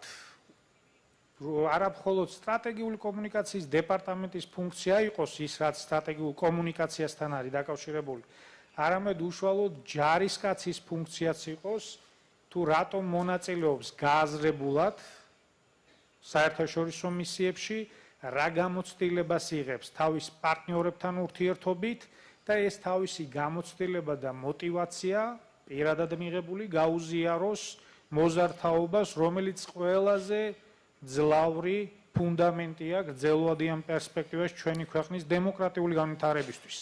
ჩვენ ვთქვით, რომ ამ ფორმების დახვეწა იქნება მომავალი მუშაობის საგანი. კერძოდ ჩვენ გვინდა შევარჩიოთ ოფიცრები, სერჟანტები, ვინც სწორედ ასე ინოვაციურად ახალი ფორმებით შეძლებს ამ თავარი ამოცანის მიწოდებას, სტრატეგიულ კომუნიკაციას, ამოცანის მიწოდებას, რაც ჩვენი ქვეყნის ევროკავშირში და ნატოში ინტეგრაციასთან არის დაკავშირებული. ასევე ჩვენ შევიმუშავეთ სტრატეგიული კომუნიკაციების სტრატეგია, ესეც პირველად მოხდა. დეპარტამენტმა განსაზღვრა ის პრიორიტეტები და ის ფორმები, სადაც სწორედ განსაკუთრებით ნატოსთან თანამშრომლობა ერთ-ერთი პრიორიტეტულია, ასე რომ ამ სტრატეგიის განხორციელების წრილში ყველა ის აქტივობა იქნება ეს ჟურნალისტებთან სხვადასხვა საერთო წვრთნები, რომელშიც თქვენც მონაწილეობდით და ჰიბრიდულ საფრთხეებს ეძღვნებოდა, იმიტომ რომ ჟურნალისტებთან ურთიერთობაც ერთ-ერთი მნიშვნელოვანია. ჟურნალისტები მეოთხე ხელისუფლების წარმომადგენლები არიან და ისევე როგორც სხვა ხელისუფლების შტოები იღებენ პასუხისმგებლობას ინფორმაციის მიწოდებაზე, განსაკუთრებით საინფორმაციო ველის ჭრილში. ამიტომ ჩვენ მათთან ურთიერთობას ვაქცევთ განსაკუთრებულ მნიშვნელობას, ასევე მოზარდთაობასთან და რასაკვირველია შეერაღებული ძალების ფარგლებში, რომელსაც წლებია უკვე ნატოსთან თანამშრომლობის უკაცრავად საუკეთესო გამოცდილება აქვს, ბუნებრივია აბსოლუტურად აქვს გააზრებული ამის მნიშვნელობა, უბრალოდ აქ საუბარია ერთგვარ მეთოდოლოგიაზე, რითაც მათი რესურსი იქნება მაქსიმალურად გამოყენებული ამ სტრატეგიული კომუნიკაციის ჭრილში, მათ შორის რეგიონებშიც, მათ შორის თვითმმართველი ერთეულების აქტიური მონაწილეობით და ასევე ღია კარის პოლიტიკის უზრუნველყოფით, სადაც ცალკეულ სამხედრო ბაზაზე ექნებათ ასევე მოზარდთაობის წარმომადგენლებს სტუმრობის შესაძლებლობა, ადგილზე გაეცნონ ჩვენ შესაძლებლობებს, ადგილზე მოხდეს დისკუსიების მოწყობა და სადაც ჩვენ ეს ფორმატები მომავალში კიდევ უფრო უნდა გავაფართოვოთ და დავხვეწოთ. ანუ ეს ყველა რაც ჩამოვთვალე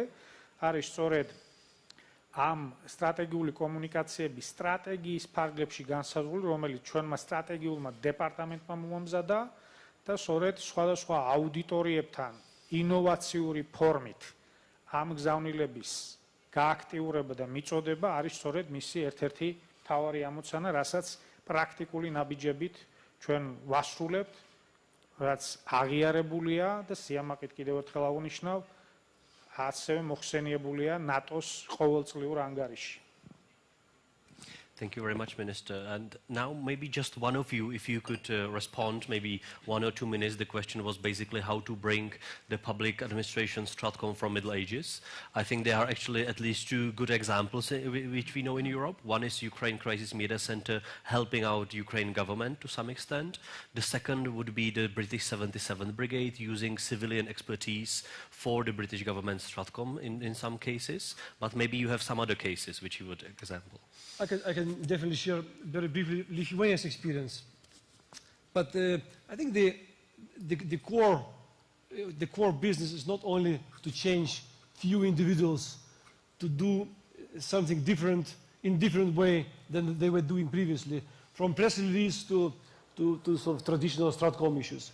I think the situation is much more complex.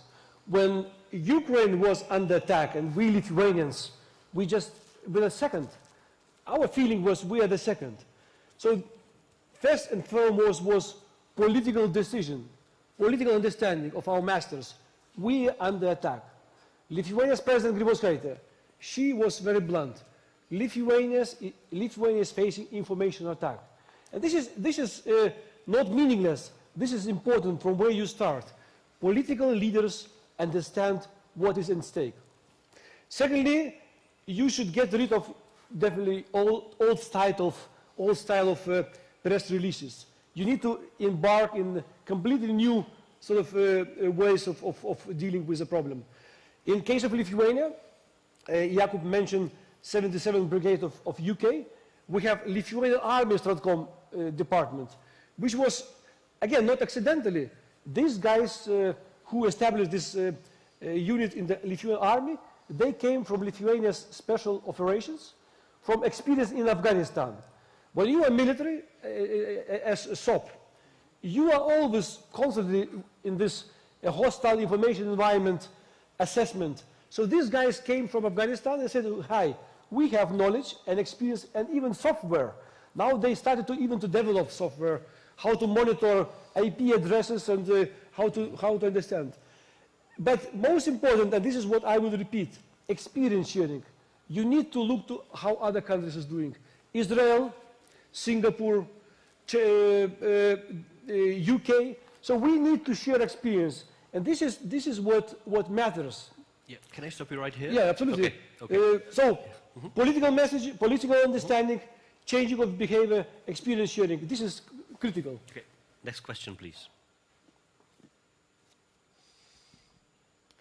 NATO Baciashvili, International Center for Geopolitical Studies. If I may, my question goes to Minister Rizori, and I will asking in Georgian. Ბატონო მინისტრო, დიდი მადლობა თქვენი მოხსენებისთვის. მას შემდეგ, რაც საქართველომ განაცხადა ოფიციალურად ნატოში გაწევრიანების შესახებ, უამრავი რეფორმა ჩატარდა საქართველოს შეიარაღებულ ძალებში და მე არ მახსოვს არც ერთი შეფასების მისია, სადაც განსაკუთრებით არ იყოს აღნიშნული ჩვენი ჯარის მაღალი მომზადების შესახებ. უელსის სამიტზე საქართველოსთან მიმართებაში საქართველოს გადაეცა ნატო საქართველოს არსებითი პაკეტი თავდაცვისუნარიანობის გაძლიერებისთვის, რომელიც 13 მიმართულებით აძლიერებს საქართველოს თავდაცვისუნარიანობას. მე მაინტერესებს დღეს ამ მომენტში, როდესაც მიუხედავად ამდენი რეფორმისა, კვლავ დგევართ რეფორმების წინაშე და კვლავ ვაგრძელებთ რეფორმებს, რა მიგაჩნიათ მნიშვნელოვნად, რა მიმართულებით ჭირდება ნატოსგან საქართველოს მხარდაჭერა, თუნდაც SNGP-ის ფარგლებში, რომელი მიმართულებით, როგორც ორგანიზაციასგან და ასევე ნატოს წევრი ქვეყნებისგან რა მიმართულებით გვჭირდება ორმხრივი ურთიერთობის ფარგლებში. მადლობა. Thank you. Could we take it to like 2 minutes, if that's fine?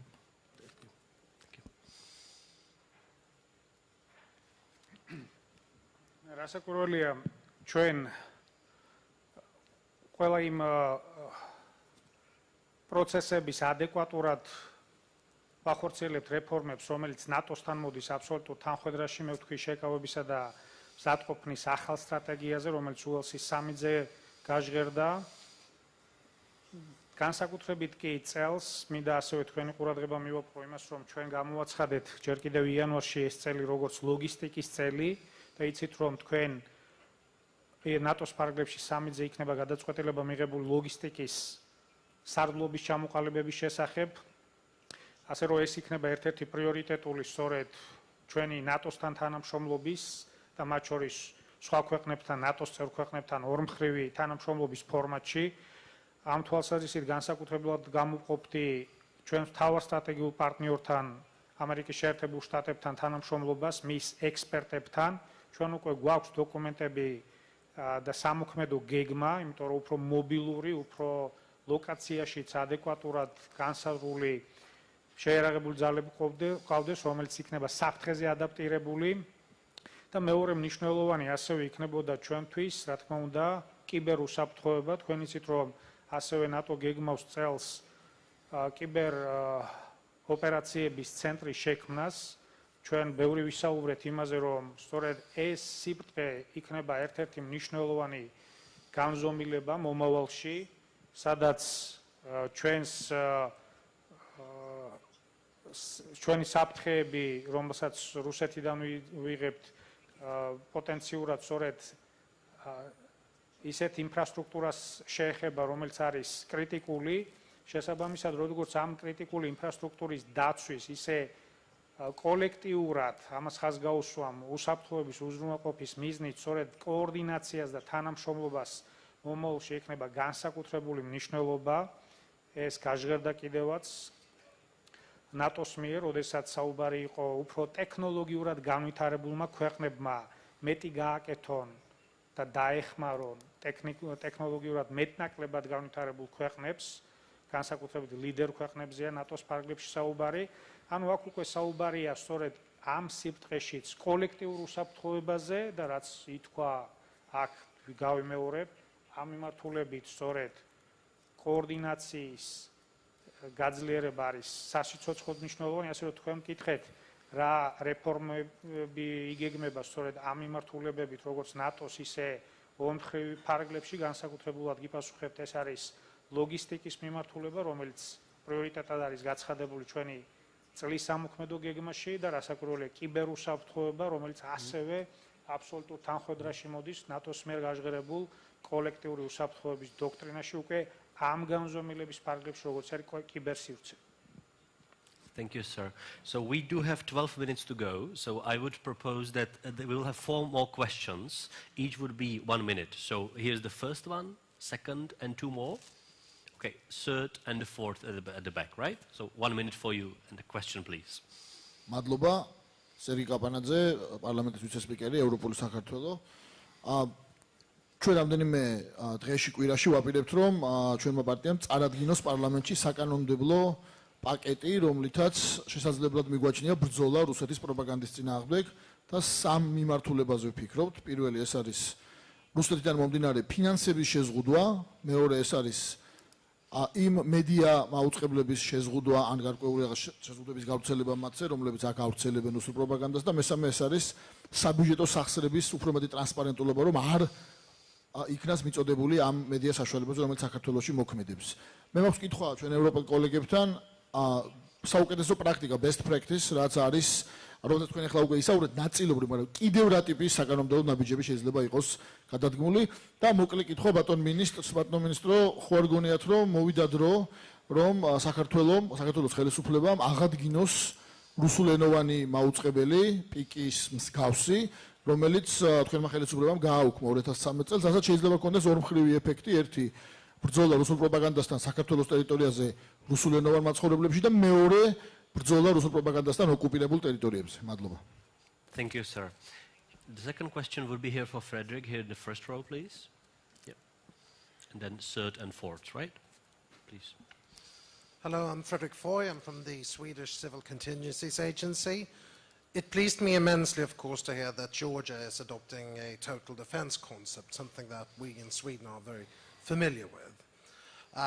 But I do have 2 questions for His Excellency the Minister. First of all, Georgia and Estonia being the unfortunate first victims of Russian expansionism, how have you seen the hybrid threats develop over the time, since you've had the unfortunate experience of exposure much longer than most other European nations? And are there any hybrid threats that you would say are unique to Georgia? Thank you. Very well. The third question is down there. Please, go ahead. Გორჯობათ, მე ვარ თორნიკე პეტრიაშვილი, ჯავახიშვილის სახელობის უნივერსიტეტის იურიდიული ფაკულტეტის სტუდენტი. მე მინდა შევეხო მედია სამართალს. დღესდღეობით, როგორც ვიცი, NTV+ საქართველოს შეკ ავტორიზაცია და როგორც ბენეფიციარი ადმინისტრაციული ორგანოს წარმომადგენელი, კონკრეტულად სახელმწიფო ტელევიზია, მინდა ვთქვა, რომ ანუ საქართველოს აბერკეტები აქვს, კონკრეტულად როგორც რუსეთის სახელმწიფოს ინტერესების გამტარებელი, ამ პროპაგანდის წინააღმდეგ რა ბერკეტები აქვს საქართველოს და რა შეუძლია გააკეთოს. Thank you. And the fourth question is back there. Please. Could you please stand up and speak? Thank you.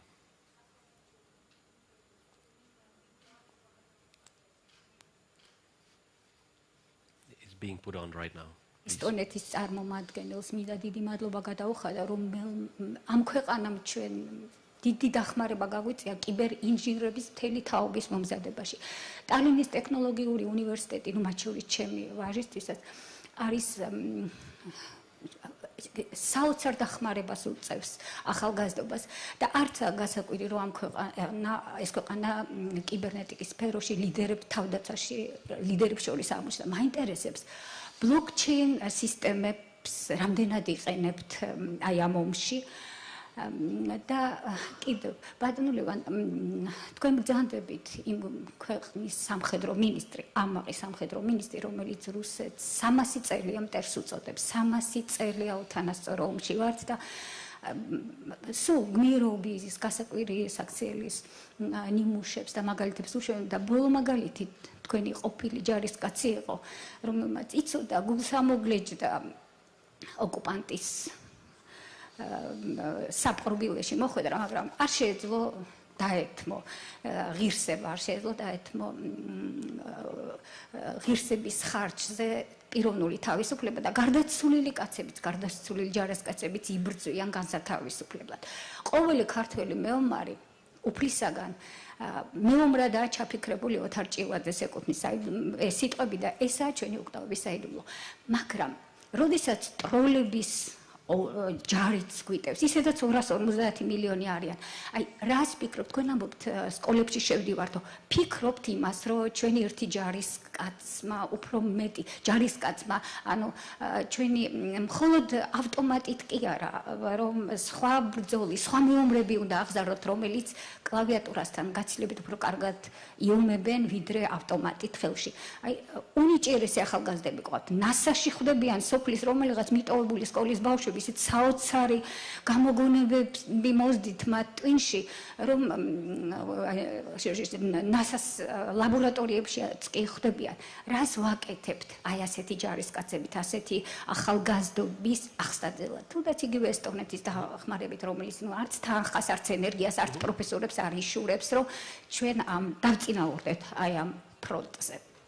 Thank you very much. So how are we going to do it is that we have 6 minutes to go. And if we go over time, I think I will be shot. So actually it needs 2 minutes per each of you. And I know there are many questions, but if you could merge your answers. The Minister would like to start, please. დიდი მადლობა კითხვებისთვის, ვეცდები დროის მოკლე ფარგლებში გიპასუხოთ. პირველ რიგში რაც ითქვა საკანონმდებლო შესაძლებლობებზე რასაკვირველია საინტერესოა ეს ინიციატივები. მე როდესაც ექსპერტების მოსაზრებებს კითხულობ, ეს არის ერთ-ერთი მნიშვნელოვანი, მათ შორის ლეგალურ დონეზე, საკანონმდებლო დონეზე გარკვეული შეზღუდვების დაწესება და ამაზე ალბათ საინტერესოა დისკუსიის გაჩაღება, მათ შორის ფართო სპექტრის წვდომის თვალსაზრისით ეს შესაძლებლობაც, რომ რუსულენოვანი ინფორმაციის მიწოდება იყოს უზრუნველყოფილი, ჩემთვის მისაღებია. ჩვენ მაგალითად გაზეთს, რომელსაც ვაქვეყნებდით აქამდე ქართულ ენაზე მომავალ თვეში გამოვაქვეყნებთ ასევე ჩვენი ეთნიკური უმცირესობების ენაზეც, რათა მათ მიიღონ სრულყოფილი ინფორმაცია.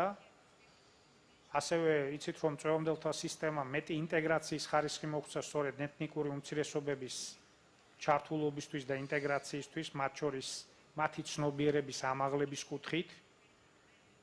რაც შეეხება შვედეთთან ურთიერთობას, გამოცდილებას და შემდეგ რა არის საქართველოსთვის სპეციფიური საფრთხე, ჩვენ რასაკვირველია ყურადღებით ვადევნებთ შვედეთში და განსაკუთრებით თავდაცვის უწყებაში მიმდინარე რეფორმებს.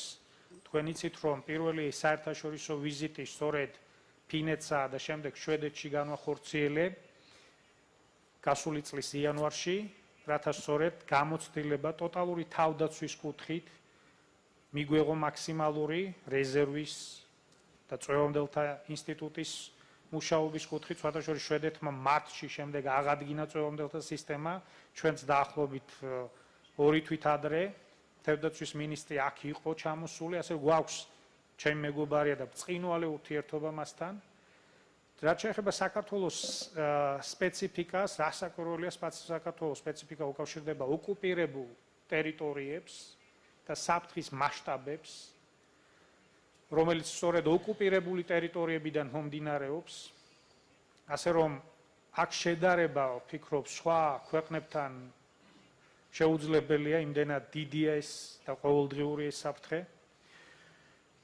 ხოლო თემას, რომელიც უკავშირდება ჩვენი ახალგაზრდობის პოტენციალის მაქსიმალურ გამოყენებას, არა მხოლოდ სამხედრო, არამედ სხვა მიმართულებით, ბუნებრივია ტოტალური თავდაცვა სწორედ ამას ითვალისწინებს, რათა ყველამ თავისი უნარით, პასუხისმგებლობის მაღალი ხარისხით და შესაძლებლობებით თავი იპოვოს თავისი ქვეყნის დაცვის, მისი ღირსების დაცვის საქმეში. ზოგი ირჩევს სამხედრო პროფესიას, ზოგი ირჩევს პროფესიას, რომელიც თანამედროვე ახალ ტექნოლოგიებთან არის დაკავშირებული, მით უფრო მისი აქტუალურობა დღითიდღე იზრდება, როდესაც საფრთხეები სწორედ მათ შორის ამ ახალი ტექნოლოგიების გამოყენებით იზრდება, არა მხოლოდ ჩვენს ქვეყანაში, არამედ საერთაშორისო ასპარეზზე. ასე რომ ის ინიციატივები, რომელიც მთავრობას აქვს ამ ახალი ტექნოლოგიების განვითარების კუთხით, მათ შორის ტექნოლოგიური ინსტიტუტის შექმნის კუთხით, ემსახურება იმ მიზანს, რომ მაქსიმალურად თითოეულმა თავისი თავდაცვითი უნარების, თავის ქვეყნის სუვერენიტეტის, ტერიტორიული მთლიანობის და ღირსეული დემოკრატიული განვითარებისთვის სხვადასხვა ასპარეზზე მაქსიმალურად გამოიყენოს. ტოტალური თავდაცვა სწორედ ამის ნათელი გამოხატულებაა. Thank you, sir. Now 2 minutes for both of our speakers, each of you. I also will do in the same, like Georgian defense minister, 2 minutes, Lithuania's ambassadors, 2 minutes. I would just very briefly on the finance issue and the legal acts on media. I think this is what I believe the first mistake we should not do. We should avoid of doing. Temptation to counter Russian propaganda with limitation of our media. We in Lithuania, we introduced certain biting possibility that we have chance to limit Russian specific TV channels or program.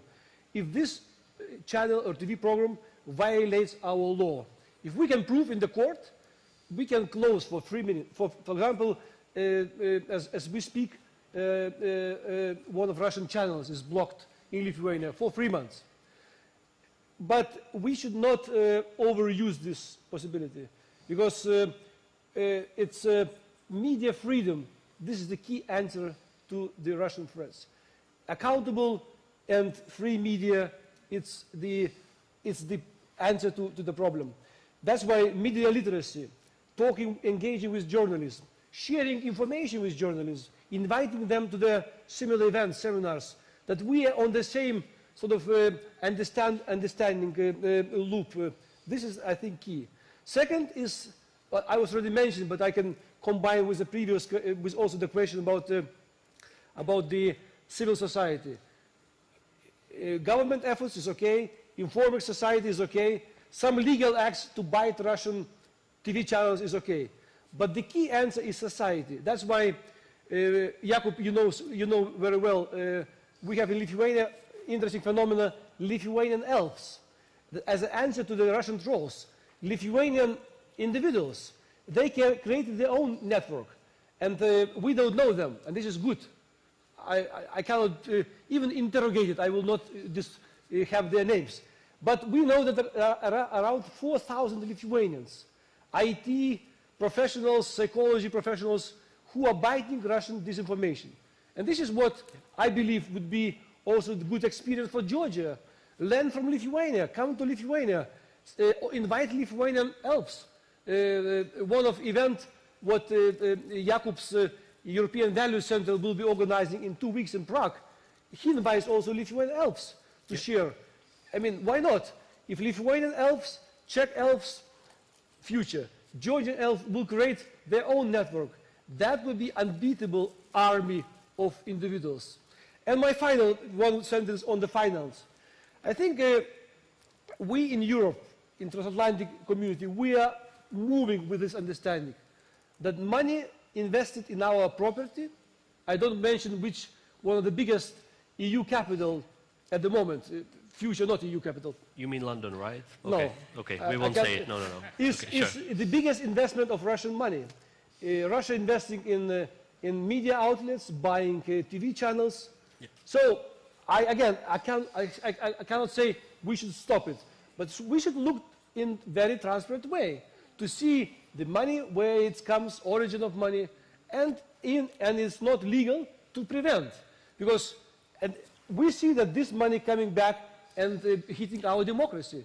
And we should not afford this anymore. Thank you. Yeah, I think next time we should do a panel on Cyprus as well. But please, Ilmar, it's your call right now for 2 minutes, if I may. All right, thank you. On the propaganda question, I mean, as the previous speaker said, of course, one option is to just unplug it from the wall.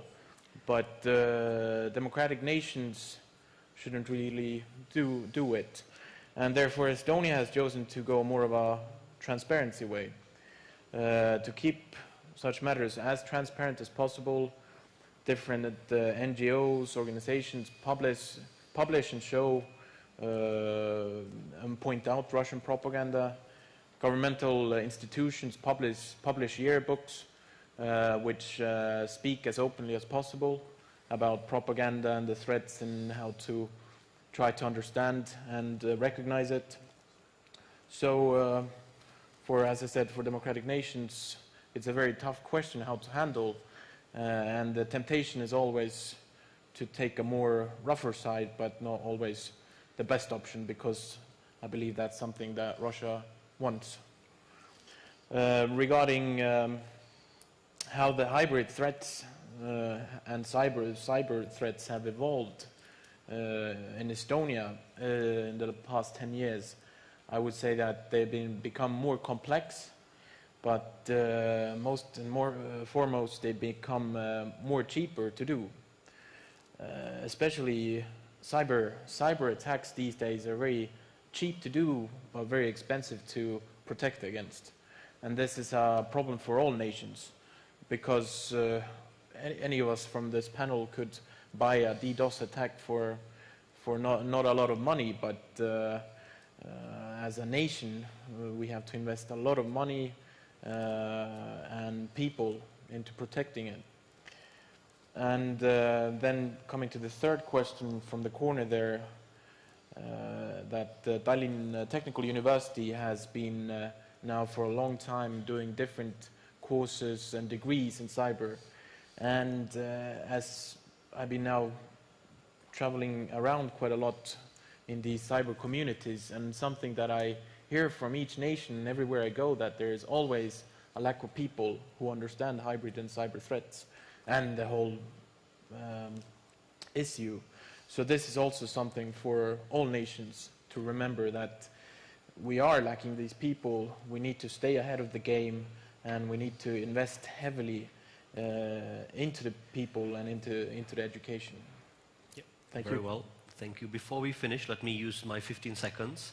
What I would suggest, and I already mentioned it very briefly, what happens in Ukraine these days is that, for example, you have Ukrainian think tanks getting together and actually looking at lessons learned, what can Western European capitals learn from their experience. I think this is something what practically Georgian NGOs, with some level of support of the government and donors, should be doing. So like take your top 10 minds, get them together, write in reports what should the Western European learn from you, and then start touring those capitals, because they will see that they are facing similar problems, maybe not yet occupied territories, but the other tools are being used in Western, Central Eastern Europe as well. So this is what could and I believe should be happening. There are many think tanks who will be happy to help, including mine. So thank you very much for having it. Thank you very much, gentlemen. And that's it at this moment. Thank you.